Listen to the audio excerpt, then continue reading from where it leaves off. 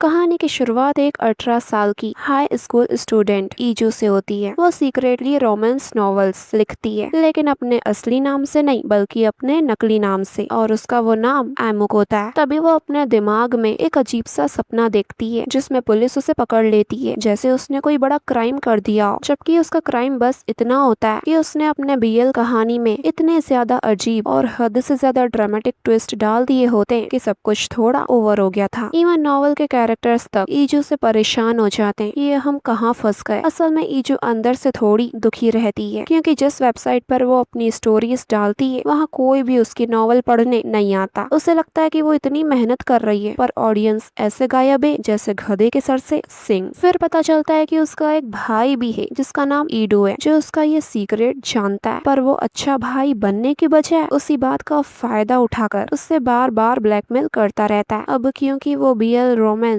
Novels लिखती है तो उसका भाई उसे एक नंबर का ठरकी समझता है। अगले सीन में दिखाते हैं कि वो अपने भाई के लिए कोक खरीद के ला रही होती है कि तभी रास्ते में से गुजरते हुए उसकी नजर 4 लड़कों पे पड़ती है, और बस जैसे ही वो उन्हें देखती है उसका राइटर वाला दिमाग तुरंत चालू हो जाता है। वो उन्हें अपने इमेजिनेशन में कपल्स के रूप में सोचने लगती है और उनकी लव स्टोरी अपने दिमाग में बनाने लगती है, और वो भी ऐसे जैसे नेटफ्लिक्स का लाइव ड्रामा उसी के सामने शूट हो रहा हो। वैसे उसे इन चारों में बहुत इंटरेस्ट आने लगता है। अब जैसे ही उसे रियलाइज होता है कि एक लड़का उसकी तरफ देख रहा है, वो तुरंत अपना मुंह छुपाकर पतली गली से निकल लेती है। फिर वो दोनों लड़के भी उस पर इतना ध्यान नहीं देते। अगले दिन जब ईजू अपनी फैमिली के साथ बैठकर नाश्ता कर रही होती है तब पता चलता है कि वो चारों लड़के हाल ही में उनके पड़ोस में शिफ्ट हुए हैं। उसके बाद जैसे ही वो स्कूल के लिए निकलती है तो रास्ते में उसी घर के 2 लड़कों को किसी बात पर झगड़ते हुए देखती है। उन्हें देखते ही वो छुपकर उनकी लड़ाई देखने लग जाती है, और मजेदार बात तो ये है कि वो सीक्रेटली एक लड़के को सपोर्ट करने लगती है कि हाँ, इस लड़के की बात सही है, दूसरा लड़का इसकी बात क्यों नहीं मान रहा, कितना खड़ूस है वो। लेकिन तभी उसके सर पे मच्छर काट के चले जाता है और वो अपनी मोबाइल की स्क्रीन पर अपने सर को देखने लगती है कि कहाँ काटा उसने। तभी चश्मे वाले लड़के की नजर उस पर पड़ जाती है। उसका नाम वूसू होता है। वो उसे देख फौरन उसके पास आता है और पूछता है कि वो यहाँ क्या कर रही है, क्योंकि उसे लगता है कि जो उसका और उसके दोस्त का वीडियो बना रही थी, इसलिए वो उस पर इस बात का इल्जाम लगाता है और जबरदस्ती वीडियो डिलीट करने को कहता है। ईजू उसे समझाती है कि देखो, मैंने कुछ भी रिकॉर्ड नहीं किया, पर वूसू को उसकी बात पर विश्वास नहीं होता। तो इस पर दोनों के बीच बहस शुरू हो जाती है। अब वूसू गुस्से में उसका फोन छीनने की कोशिश करता है, लेकिन इस चक्कर में बेचारी ईजू का फोन गिरकर टूट जाता है और उसे उस पर काफी गुस्सा आता है। लेकिन वूसू सॉरी बोलने की जगह उल्टा उसे धमकी देता है कि उसका फोटो या वीडियो एक भी जगह नहीं जाना चाहिए। अगर ऐसा हुआ तो वो बहुत पछताएगी, और उसका ये एटीट्यूड देख ईजू वहाँ से भागी जाती है। फिर स्कूल में ईजू अपनी दोस्त गोया से मिलती है और वो उसे पूरी बात बताती है, जैसे कि चारों लड़कों के बारे में, फोन टूटने के बारे में, और ये भी कि वो अपनी नॉवल को लेकर कितना स्ट्रगल कर रही है। तो उसे सुनकर गोया एडवाइस देती है कि कैसे वो अपनी राइटिंग इम्प्रूव कर सकती है। साथ ही वो ये भी कहती है कि मुझे भी तुम्हारी नॉवल पढ़नी है। लेकिन ईजू थोड़ा शर्माते हुए कहती है कि मैं अपनी नॉवल तुम्हें तभी दिखाऊंगी जब वो वेबसाइट पे फेमस हो जाएगी। अब स्कूल के अंदर आते ही वो दोनों देखती हैं कि स्टाफ रूम के बाहर बहुत सारी लड़कियों की भीड़ लगी हुई है। तो वो दोनों भी भीड़ में घुसकर देखने लग जाती हैं कि आखिर हो क्या रहा है। तभी पता चलता है कि आज उनके स्कूल में 4 नए मेल टीचर्स आए, और वो भी बहुत हैंडसम, इसलिए सारी लड़कियां बस उन्हें देखने के लिए खड़ी थी, और इस वजह से प्रिंसिपल ने अंदर से गेट लगा दिया था। फिर हमें यहाँ उन चारों लड़कों से भी इंट्रोड्यूस कराया जाता है। पहला होता है जंग, जो पहले नेशनल लेवल एथलीट था और अब इस स्कूल का पी टीचर है। दूसरा होता है डाजू, जो काफी सारी लैंग्वेजेस जानता है और यहाँ वो अब जापानीज और इंग्लिश पढ़ाएगा। तीसरा होता है डोंगजू, जो एक नॉवेलिस्ट है और यहाँ कोरियन लिटरेचर पढ़ाएगा। इस पर तो ईजू की दोस्त फिदाई हो जाती है, लेकिन ईजू देखते ही समझ जाती है कि चौथा कौन आएगा, और एग्जैक्टली चौथा कोई और नहीं, वूसू ही होता है, जिसकी बस अभी अभी ईजू से ताजी ताजी लड़ाई हुई थी। वैसे वूसू एक जीनियस और फेमस मैथ्स टीचर है। ईजू उन चारों को ही देख शॉक हो जाती है, क्योंकि ये चारों लड़के जो कल तक सिर्फ उसके पड़ोसी थे आज उसके टीचर्स बन गए। वैसे लड़कियां उन चारों को देख इतनी पागल हो जाती है कि दरवाजा भी उनका पागलपन सहन नहीं कर पाता और खुल जाता है, और सब जने तूफान की तरह अंदर आते ही गिर पड़ते हैं। बेचारी प्रिंसिपल सबके सामने एम्बेरस हो जाती है और उन्हें बहुत गुस्सा आता है। उसके गुस्से से तो चारों लड़के भी डर जाते हैं। अब फौरन से से प्रिंसिपल का गुस्सा देख सारी लड़कियां उठती है और वहाँ से जल्दी जल्दी माफी मांग कर भाग जाती है। तभी वूसू भी ईजू को देख लेता है जो गुस्से में उसे घूर के चली जाती है। बाद में हमें म्यूजिक टीचर से भी मिलवाया जाता है जिसका नाम होता है हा एडन, लेकिन कोई भी लड़की उसे भाव तक नहीं देती। बाद में सब क्लास में बैठकर उन्हीं चारों टीचर्स के बारे में बातें कर रहे होते हैं क्योंकि उन्हें पता चलता है कि उन चारों में से एक उनका क्लास टीचर बनने वाला है। लड़कियां तो एक्साइटमेंट में ही चीखने लगती हैं कि तभी स्कूल की टॉपर यून हासू उन्हें डांट कर चुप करवा देती है क्योंकि उसे उनका ये ओवर एक्साइटमेंट बिल्कुल पसंद नहीं आता। दूसरी तरफ स्टाफ रूम में चारों टीचर्स अपना अपना स्पेस सेट कर रहे होते हैं कि तभी डाजू और वूसू की छोटी सी बात पे नोकझोंक हो जाती है, लेकिन फिर जल्दी ही दोनों चुप हो जाते हैं क्योंकि बाकी सब डिस्टर्ब होने लग गए थे। इस दौरान ईजो और गोया कैंटीन आती है स्नैक्स लेने और अपने पहले प्यार की बातें करने लगती है क्योंकि गोया लड़कों को डेट करती रहती है, लेकिन ईजो उसने आज तक एक लड़के को भी डेट नहीं करा। उसके बाद जब वो दोनों क्लासरूम में आती है तो ईजो को वहाँ वूसू को देख बड़ा वाला झटका लगता है क्योंकि उसे पता चलता है कि वो ही उसका क्लास टीचर है। और इसी मोमेंट पर ये पार्ट पूरा होता है गाइस। पार्ट 2 की शुरुआत में दिखाते हैं कि वूसू क्लास टीचर के रूप में अपनी पहली ड्यूटी निभाते हुए स्टूडेंट्स का अटेंडेंस लेना शुरू करता है और जब क्लास टॉपर हासू का नाम आता है तो वो उससे उसके गोल्ड मेडल के बारे में बात करता है जो उसने किसी चीज में जीता था, लेकिन इससे सबको लगता है कि वूसू हासू को अलग ही अटेंशन दे रहा है। तभी जिया नाम की लड़की क्लास में लेट आती है और कैजुअली जाके अपनी सीट पर बैठ जाती है और उसका ये एटीट्यूड वूजू को काफी इरिटेट करता है, लेकिन वो उससे कुछ नहीं कहता बल्कि अपनी क्लास कंटिन्यू करता है। और आज पहले दिन वो बच्चों को एक मोटिवेटिंग स्पीच देता है जिसमें वो बताता है कि यूनिवर्स में मैथ्स कितना इम्पोर्टेंट है। फिर वो ईजो को टारगेट करता है और पूरी क्लास के सामने उसके खराब टेस्ट स्कोर का जिक्र करता है और उससे कहता है कि अगर उसे मैथ्स में इम्प्रूव करना है तो उसे बहुत मेहनत करनी पड़ेगी। अब क्लास के बाद वो उसे स्टाफ रूम में बुलाता है और उसके स्कोर के बारे में और सवाल जवाब करने लगता है। और जब ईजो कहती है कि उसे मैथ्स में ज्यादा इंटरेस्ट नहीं है तो वो उस बेचारी को मोटिवेट करने की जगह पनिशमेंट दे देता है कि वो एक टॉपिक पे 15 पेज का ऐसे लिखेगी। डोंगजो भी उनकी ये बातें सुन लेता है और स्टाफ रूम से बाहर आने के बाद ईजो का मूड ठीक करने की कोशिश करता है और अपने दोस्त वूसू का साइड लेते हुए उसे समझाता है। और वो इतना प्यार से बात कर रहा होता है कि ईजो सोचती है कि इस तरह के प्यारे एंजल को उस जैसे डेविल के साथ घूमने की क्या जरूरत है। खैर फिर वो जिया को क्लासरूम में आकर बताती है कि वूसू सर ने उसे बुलाया है। अब जिया जैसे ही स्टाफ रूम में आती है तो वूसू उसे क्लास में लेट आने के लिए डांटता है और वहाँ से वार्निंग दे के भेज देता है। तभी एक टीचर उसे बताती है कि जिया अक्सर लेट इसलिए आती है क्योंकि वो अनाथ है और वो वूसू से कहती है कि इस बात को वो इग्नोर करे और उसे आगे से न डांटे। अब धीरे धीरे दिन बीतने लगते हैं और स्टूडेंट्स चारों टीचर्स के साथ क्लास अटेंड करते हैं, लेकिन इस दौरान एक दिन वूसू फिर से ईजो को पनिशमेंट दे देता है और उसे क्लासरूम साफ करने को कहता है। बेचारी को गुस्सा तो बहुत आता है लेकिन कुछ बोल नहीं पाती। देन जब वो कचरे वाली जगह पर होती है तो वो देखती है कि जंग डोंगजो को बैक मसाज दे रहा है क्योंकि उसकी पीठ में मोच आ गई होती है। ईजो उनकी बातें सुनकर काफी एक्साइटेड हो जाती है। उसे उन दोनों को देखकर एक नई बीएल स्टोरी लिखने का आइडिया आ जाता है और वो अपनी इमेजिनेशन में जंग और डोंगजो को बचपन के दोस्त और हाई स्कूल लवर्स के रूप में सोचने लग जाती है। वैसे उसकी ये इमेजिनेशन काफी वाइल्ड होती है कि इससे उसकी नाक से खून बहने लग जाता है। अब अगली सुबह ईजो अपने इसी आइडिया पर काम करती है, लेकिन फिर हेजिटेट करने लग जाती है क्योंकि वो चारों उसके टीचर्स जो हैं और उनके बारे में इस तरह से सोचना काफी गलत है। इस दौरान दिखाते हैं कि चारों लड़के साथ रहते तो हैं पर अपने काम से काम रखते हैं। अब अगले दिन दिखाते हैं कि क्लास में ईजो चारों लड़कों को ऑब्जर्व करती है और उनके कैरेक्टर्स पर नोट्स लिखना शुरू करती है, यानी कि उसने नॉवल लिखने का फैसला कर लिया था। क्लास के बाद ईजो की दोस्त गोया डोंगजो को एक चौक होल्डर गिफ्ट करती है उसे इम्प्रेस करने के लिए क्योंकि डोंगजो उसका नया क्रश जो बन गया था। वो उसे थैंक यू कहकर चले जाता है पर गोया बस वहाँ अटकी रह जाती है। अगले सीन में दिखाते हैं कि पीई क्लास के वक्त ईजो का बिल्कुल भी मन नहीं होता दौड़ने का। वो काफी अनमोटिवेटेड फील कर रही होती है। तभी जंग उसे इनकरेज करते हुए उसके साथ दौड़ने लगता है और उसका कॉन्फिडेंस बढ़ाता है, लेकिन उसके चेहरे को देखते ही उसकी वाइल्ड इमेजिनेशन फिर से शुरू हो जाती है और अब अपने दिमाग को क्लियर करने के चक्कर में वो इतनी तेज दौड़ दौड़ती है कि सब जनों से आगे निकल जाती है और सबको सरप्राइज करते हुए सबसे जल्दी रेस फिनिश कर देती है। उसे फर्स्ट आते देख जंग खुद हैरान रह जाता है और उसकी परफॉर्मेंस देख इम्प्रेस हो जाता है। फिर वो जब थक हार के बैठी होती है, जंग उसके पास आकर उसे पानी की बोतल देता है और साथ ही सीरियसली ट्रैक ज्वाइन करने का सजेशन भी। वैसे ये मोमेंट ईजो के लिए स्पेशल बन जाता है क्योंकि किसी ने पहली बार उसकी इतनी केयर करी है और उसका पोटेंशियल नोटिस किया है। इस वजह से वो थोड़ी इमोशनल हो जाती है। उसका दिल जोर जोर से धड़कने लगता है, लेकिन फिर वो अपने आप को रोकने की कोशिश करती है ताकि वो जंग के लिए फीलिंग्स डेवलप ना करे। अब रात को वो अपनी स्टोरी लिखना कंटिन्यू करती है और अपने रियल लाइफ मोमेंट से इंस्पायर होके वो एक नया कैरेक्टर क्रिएट करती है जो एकदम वूसू जैसा होता है। फिर वो उस कैरेक्टर को अपनी स्टोरी में डोंगजो का लव इंटरेस्ट बना देती है, जिससे स्टोरी में एक नया ट्विस्ट आ जाता है। अब ईजो इन सब आइडियाज का यूज करके अपनी स्टोरी का ड्राफ्ट लिखती है और खुद ही हैरान हो जाती है कि स्टोरी कितनी अच्छी बन रही है। दरअसल वो अपनी स्टोरी में लिखती है कि वूसू और जंग दोनों डोंगजो के लिए आपस में टकरा रहे हैं, यानी उनके बीच एक खतरनाक वाला लव ट्रायंगल चल रहा है। और इसी मोमेंट पर ये पार्ट पूरा होता है गाइस। पार्ट 3 की शुरुआत होती है जब ईजो स्कूल के लिए निकलती है और बस स्टॉप की तरफ जाते हुए उसकी नजर आगे चल रहे वूसू पर पड़ती है और वो उसे देखकर इरिटेट हो जाती है। अब वो उसके पीछे पीछे चलने लगती है। तभी अचानक वो रुक जाता है क्योंकि एक पिजन वूसू के सर पे पुप कर देता है। वूसू घबरा जाता है और बैलेंस लूज करके वहीं गिर पड़ता है। गिरते हुए उसके ग्लासेस निकलकर झाड़ियों में जा गिरते हैं और रीजू बस ये सब देखकर शॉक हो जाती है। अब वूसू तो बेहोश ही हो जाता है और रीजू उसे तुरंत आकर उठाने की कोशिश करती है और जब वो उसके चेहरे पर गंदगी लगे हुए देखती है तो जल्दी से टिश्यू निकालकर उसके चेहरे को पोंछने लगती है और फिर से उसे उठाने की कोशिश करती है। लेकिन जब वो नहीं उठता तो उसे लगता है कहीं ये मरवर तो नहीं गया। उसके बाद वो आसपास देखने लगती है कि शायद कोई उसकी हेल्प कर दे, लेकिन आसपास भी कोई नहीं होता। अब जब वो नहीं उठता तो मजबूरन वो उसे सीपीआर देने जाती है कि तभी वूसू को होश आ जाता। फिर जब ईजो को पता चलता है कि बिना ग्लासेस के वो देख नहीं सकता तो वो उसे झाड़ियों में जाकर उन्हें ढूंढने लगती है, लेकिन गलती से उन पर ही पैर रख देती है और बेचारे ग्लासेस टूट जाते हैं। पर ईजो सच बताने की जगह वो अपने बैग में छुपा लेती है डर के मारे। वूसू उससे कहता है कि डोंगजो को कॉल करो ताकि वो उसके स्पेयर ग्लासेस ले आए। अब वो उससे कॉल लगा के देती है और वो डोंगजो को सारी सिचुएशन बताता है। अब बाद में दिखाते हैं कि जंग और डाजू भी डोंगजो के साथ वहाँ आ जाते हैं और सब मिलकर उन ग्लासेस को ढूंढने लगते हैं, लेकिन उन्हें क्या पता वो तो ईजो के बैग में छुपे हुए हैं। अब जब उन्हें वो ग्लासेस नहीं मिलते तो वूसू अपना पुराना पेयर यूज करता है और अपने दोस्तों के साथ कार में बैठ जाता है। जब चारों वहाँ से निकलने की तैयारी करते हैं कि तभी उनकी नजर ईजो पर पड़ती है। उन्हें भी लगता है कि इस बेचारी को यहाँ कहाँ छोड़ के जाएं, इसलिए वो चारों उसे भी अपने साथ ले लेते हैं उसे स्कूल ड्रॉप करने के लिए। इस दौरान उनकी बातें सुनकर फिर ईजो का राइटर दिमाग एक्टिवेट हो जाता है और वो एक्साइटेड हो जाती है। तभी स्कूल आ जाता है और वो अचानक डर जाती है कि अगर उसके क्लासमेट ने उसे इन चारों टीचर के साथ देख लिया तो पता नहीं वो बाद में उसका क्या हाल करेंगे। इसलिए वो बैक सीट पर छुप कर बैठ जाती है ताकि कोई उसे नोटिस न करे। अब सारे स्टूडेंट उनकी कार के पीछे भाग रहे होते हैं तो वूसू अपनी जैकेट उतार के उसके फेस पर डाल देता है और फिर स्कूल गेट पर वूसू, डाजू और डोंगजो कार से उतर जाते हैं और सारे स्टूडेंट्स उनके आसपास इकट्ठा हो जाते हैं और जंग जाकर कार पार्क करके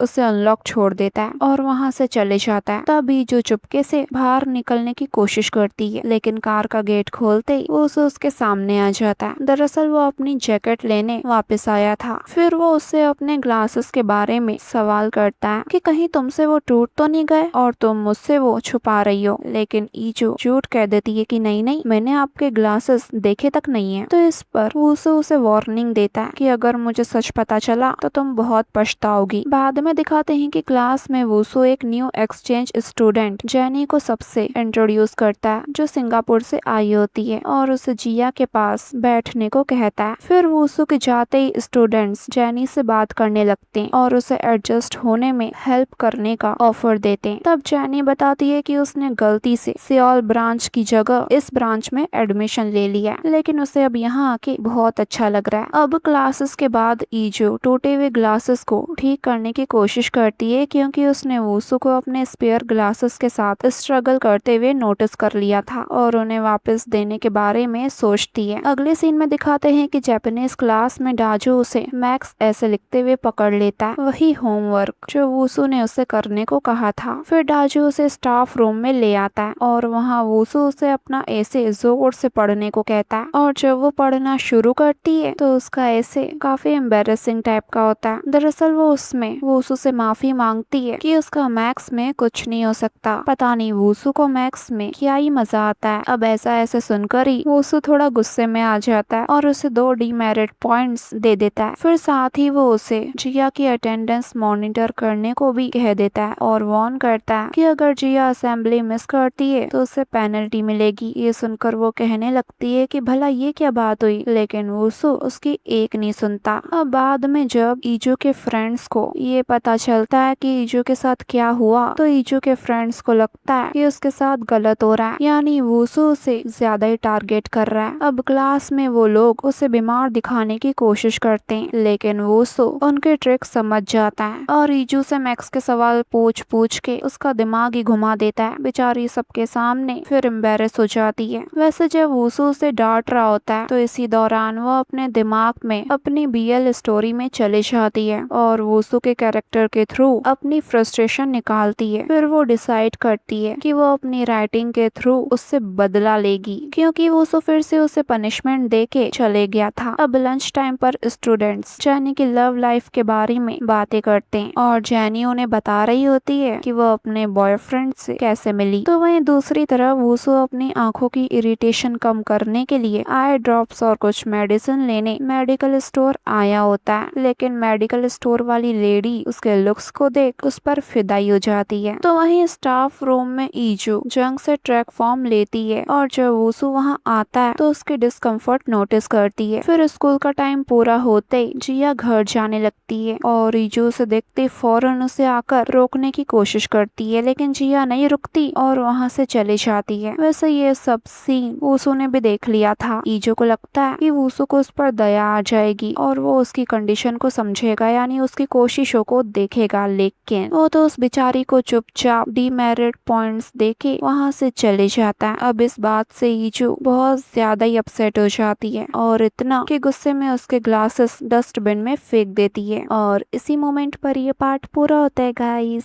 पार्ट 4 की शुरुआत में दिखाते हैं कि ईजू जब लाइब्रेरी जा रही होती है कि तभी उसकी मुलाकात डोंगजू से होती है और वो डोंगजू से वूसू के साथ अपनी प्रॉब्लम्स के बारे में बात करती है कि कैसे हमेशा वूसू सर उसे टारगेट करते रहते हैं, लेकिन डोंगजू उसका साइड लेने के बजाय वूसू का सपोर्ट करता है। अब इस बात से ईजू और भी ज्यादा इरिटेट हो जाती है और फिर वो डिसाइड करती है कि वो अपना गुस्सा वूसू पर सीधा निकालने के बजाय अपनी स्टोरी में उसके कैरेक्टर पर निकालेगी। फिर वो अपनी नॉवल में एक सीन लिखती है जहाँ जंग का कैरेक्टर वूसू के कैरेक्टर को 2-2 बार पंच करता है और उसे मार खिलवाते देख ईजू को काफी सुकून मिलता है। उसके बाद वो चैप्टर को फाइनल करके ऑनलाइन पब्लिश कर देती है और फिर जाकर आराम से सो जाती है। इसी दौरान दिखाते हैं कि डिनर के टाइम वूसू अपनी बढ़ती हुई डिस्कम्फर्ट की वजह से मेडिसिन लेता है और डोंगजू जंग को बताता है कि वूसू के स्पेक्टिकल्स कस्टमाइज हैं और उन्हें बन के आने में टाइम लगेगा। अब अपने रूम में वापस आकर वूसू काम करने की कोशिश तो करता है, लेकिन उसका ध्यान बिल्कुल नहीं लग पाता। अब अगली सुबह दिखाते हैं कि वूजू को काफी उल्टियां हो रही होती है और उसकी हालत देखकर उसके तीनों दोस्त कहते हैं कि उसे आज स्कूल जाने की कोई जरूरत नहीं है, उसे घर पर रहकर रेस्ट करना चाहिए। अब अगले सीन में दिखाते हैं कि जब ईजू को ये पता चलता है कि वूसू बीमार है तो वो उसके चश्मे छुपाने के लिए खुद को ब्लेम करने लगती है। अब दिन भर वो हासू को वूसू से बात करते हुए सुन लेती है जो कि उसकी तबीयत के बारे में पूछ रही थी और ईजू उसकी बातों से समझ जाती है कि वूसू कितना ज्यादा सफर कर रहा है। फिर जब ईजू स्टाफ रूम में आती है तो देखती है कि जंग और डोंगजू वूसू का चश्मा ढूंढ रहे हैं। उनसे उसे पता चलता है कि अगर ग्लासेस नहीं मिले तो वूसू की एक आंख खराब भी हो सकती है। तब ईजू को अपनी गलती का एहसास होता है और वो तुरंत कचरे वाली जगह पर आकर उन ग्लासेस को ढूंढने लग जाती है, लेकिन कचरा तो वहाँ से गायब होता है। तभी वो वहाँ से गैरेज ट्रक को निकलते हुए देख लेती है और उस ट्रक को रोकने की कोशिश करती है, लेकिन वो नहीं रुकता। तभी वो एक लड़की से बाइसिकल उधार लेके उस ट्रक के पीछे भागने लगती है। अब काफी ज्यादा दूर जाने के बाद ईजू फाइनली ट्रक को रोक लेती है और उस आदमी से रिक्वेस्ट करती है कि वो उसे कचरे में से अपने टीचर के ग्लासेस ढूंढने दे, नहीं तो बहुत बड़ी प्रॉब्लम हो जाएगी। अब ट्रक ड्राइवर उसे रोते हुए देख मान जाता है और इवन वो भी उसकी हेल्प करवाने बैठ जाता है। अब दोनों मिलकर उस कचरे में चश्मे को ढूंढने लग जाते हैं और चश्मा ढूंढते ढूंढते ईजू की हालत ही खराब हो जाती है, लेकिन फिर फाइनली उसे वो चश्मा मिल जाता है और वो बहुत खुश हो जाती है। अब उस रात ईजू खुद नहीं आती वूसू को चश्मा देने, बल्कि अपने भाई को भेजती है, लेकिन वूसू उसे पहचान लेता है और सारा मामला समझ जाता है। फिर वो कॉल करके ईजू को वहाँ बुलाता है, जो कि पास में ही छुपी बैठी थी। अब वो उसके सामने आती है और वूसू उसके भाई को वहाँ से भेज ईजू को झूठ बोलने के लिए थोड़ा डांटता है और ईजू रोते हुए माफी मांगने लगती है। फिर उसे गिल्टी फील करते हुए देख वूसू उसे माफ कर देता है, लेकिन कहता है कि उसे चश्मे का खर्चा चुकाना पड़ेगा,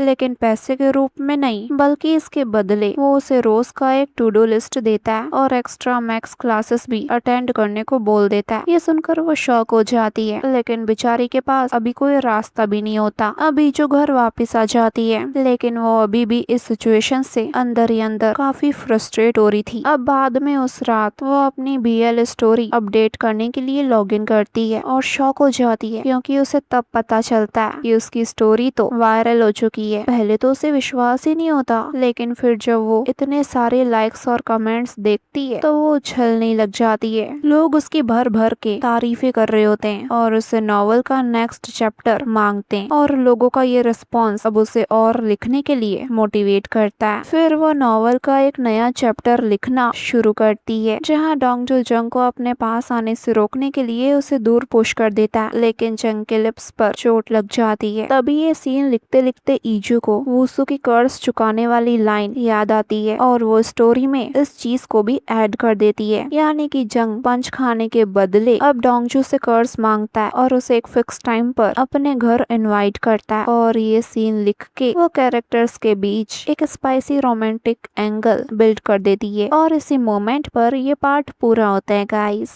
पार्ट 5 की शुरुआत में दिखाते हैं कि जब वूसू और डोंगजू सुबह ब्रेकफास्ट कर रहे होते हैं, तब डोंगजू वूसू से ईजू के बारे में बात करता है और पूछता है कि क्या वो जानबूझकर ईजू के साथ इतना स्ट्रिक्ट हो रहा है, कहीं इसलिए तो नहीं कि उसने उनका वीडियो रिकॉर्ड किया था। लेकिन वूसू कहता है कि ऐसा कुछ नहीं है, बस वो ये बर्दाश्त नहीं कर पा रहा है कि ईजू के मैक्स में इतने कम मार्क्स आए। फिर जंग और डाजू भी वहाँ आ जाते हैं और सब आफ्टर स्कूल प्रोग्राम के बारे में डिस्कस करते हैं, और तब जंग नोटिस करता है कि वूसू को उसके चश्मे वापस मिल गए। फिर डाजू और जंग वूसू से कहते हैं कि जिसने भी उसके चश्मे वापस किए हैं, वूसू को उसे प्रॉपरली थैंक यू बोलना चाहिए, क्योंकि उस चश्मे की वजह से उसे काफी प्रॉब्लम हो गई थी। लेकिन ये सुनकर वूसू चुप रहता है और उन्हें बिल्कुल नहीं बताता कि उसे ये चश्मा ईजू ने दिया है। यहाँ दिखाते हैं कि स्कूल आते वक्त ईजू अपनी स्टोरी के कमेंट्स पढ़ रही होती है और काफी खुश हो रही होती है। तभी गोया भी उससे कहती है कि वो भी उसकी नॉवेल पढ़ना चाहती है, और ये कहते कहते वो BL स्टोरीज पर एक थोड़ा हार्श कमेंट भी कर देती है, क्योंकि उसे BL बिल्कुल पसंद नहीं है। तो ये सुनकर ईजू थोड़ा घबरा जाती है और गोया को बिल्कुल नहीं बताती कि वो BL स्टोरी लिखती है। फिर ईजू स्टाफ रूम में आकर मजबूरी में अपना एक्स्ट्रा क्लास का एप्लीकेशन वूजू को दे देती है, कि तभी जंग जो अपनी PE क्लास के लिए स्टूडेंट्स इकट्ठा करने में स्ट्रगल कर रहा होता है, वो ये देख ईजू को लेकर वूसू से बहस करने लग जाता है। लेकिन जैसे ही उसे पता चलता है कि ईजू मैक्स में फेल हो रही है और उसे सच में अभी पढ़ाई पर ध्यान देने की जरूरत है, तो वो ईजू को वूसू के एक्स्ट्रा क्लासेस अटेंड करने देता है। अब अगले सीन में दिखाते हैं कि PE क्लास के दौरान गोया ईजू को बताती है कि जब वो 20 साल की हो जाएगी तो वो डोंगजू को प्रपोज करेगी। ईजू पूछती है कि उसे डोंगजू में ऐसा क्या पसंद है, तो वो कहती है कि उसे डोंगजू इसलिए पसंद है क्योंकि वो थोड़ा बेचारा सा लगता है, और वही बात उसे और भी लाइकेबल बना देती है। और ये सुनकर ईजू ये लाइन भी अपनी नॉवेल में लिखने का सोच लेती है। अब क्लास में वूसू ईजू को याद दिलाता है कि उसे आफ्टर स्कूल क्लास भी अटेंड करनी है और साथ ही क्लीनिंग ड्यूटी भी करनी है। उसके बाद जैनी ईजू, गोया और क्लास की कुछ और लड़कियों को अपने घर पे स्लीप ओवर के लिए इनवाइट करती है। अब स्कूल के बाद जब ईजू क्लीनिंग की ड्यूटी कर रही होती है कि तभी वो जंग को देखती है जो बास्केटबॉल कोर्ट साफ कर रहा होता है। पहले तो ईजू उसे देखने लग जाती है, फिर जब जंग की नजर उस पर जाती है तो वो उसे अंदर बुला लेता है और पूछता है कि क्या वो कुछ कहना चाहती है। तो ईजू कहती है नहीं नहीं, फिर वो भी उसकी हेल्प करवाने लग जाती है और साथ ही वो उससे उसकी बैक इंजरी के बारे में भी बात करती है। फिर ईजू थोड़ी अपसेट हो जाती है क्योंकि वूसू उसे जंग की एक्स्ट्रा क्लासेस अटेंड करने से रोक रहा होता है। अब वो शैतान के बारे में सोच ही रही होती है कि तभी उसका कॉल आ जाता है। वो उसे काम बताता है और वो मजबूरी में जल्दी से मैक्स की एक्स्ट्रा क्लासेस के लिए दौड़ पड़ती है। वो वहाँ पर आकर प्रिंट आउट्स बांट ही रही होती है कि सभी उसके कम ग्रेड्स का मजाक उड़ाने लगते हैं और फिर तो वो इतनी एम्बेरस होती है कि वहाँ से निकलने का डिसीजन ले लेती है कि मेरा यहाँ कुछ काम नहीं है, यानी वो यहाँ पे बिलोंग ही नहीं करती। और वो धीरे धीरे वहाँ से जाने लगती है कि कहीं वूसू उसे देख न ले, लेकिन वूसू उसे पकड़ ही लेता है। वो उसे समझाने की कोशिश करती है कि प्लीज वो उसे यहाँ से जाने दे, लेकिन वो उसकी एक नहीं सुनता और उसे वापस पकड़ के क्लास में ले आता है। फिर जब वूसू पढ़ाना शुरू करता है तो सारी बातें ईजू के सर के ऊपर से जा रही होती है और वो बहुत बोर हो रही होती है कि तभी वो नोटिस करती है कि हासू को वूसू पर क्रश है और ये देख उसे अंदर ही अंदर हंसी आ रही होती है। फिर उसके पास करने के लिए कुछ खास नहीं होता, यानी उससे मैक्स के क्वेश्चन सॉल्व होने से रहे, इसलिए वो धीरे धीरे सो जाती है और अपने नॉवल के नेक्स्ट चैप्टर का सपना देखने लगती है कि तभी वूसू आकर उसे उठा देता है और तब ईजू को पता चलता है कि क्लास तो खत्म हो चुकी है। वैसे वूसू उस पर गुस्सा हो जाता है कि वो क्लास में सो रही है और पनिशमेंट के तौर पे उसे और ज्यादा होमवर्क देकर सीधा वहाँ से निकल जाता है। फिर दिखाते हैं कि क्लास के बाद ईजू स्लीप ओवर पार्टी के लिए जैनी के घर आती है। वहाँ सभी मिलकर बहुत एंजॉय करते हैं। फिर ईजू जैनी से कहती है कि वो उसके साथ मिलकर पटेटोस रोस्ट करे। फिर बातें करते हुए ईजू कैजुअली और पोलाइटली जैनी के ब्राजीलियन बॉयफ्रेंड का जिक्र करती है। साथ ही वो ये भी कहती है कि उसने a night in Paris web novel भी पढ़ी है, जिसका यूज करके जैनी ने अपनी फेक बॉयफ्रेंड वाली स्टोरी बनाई थी। अब जैनी को समझ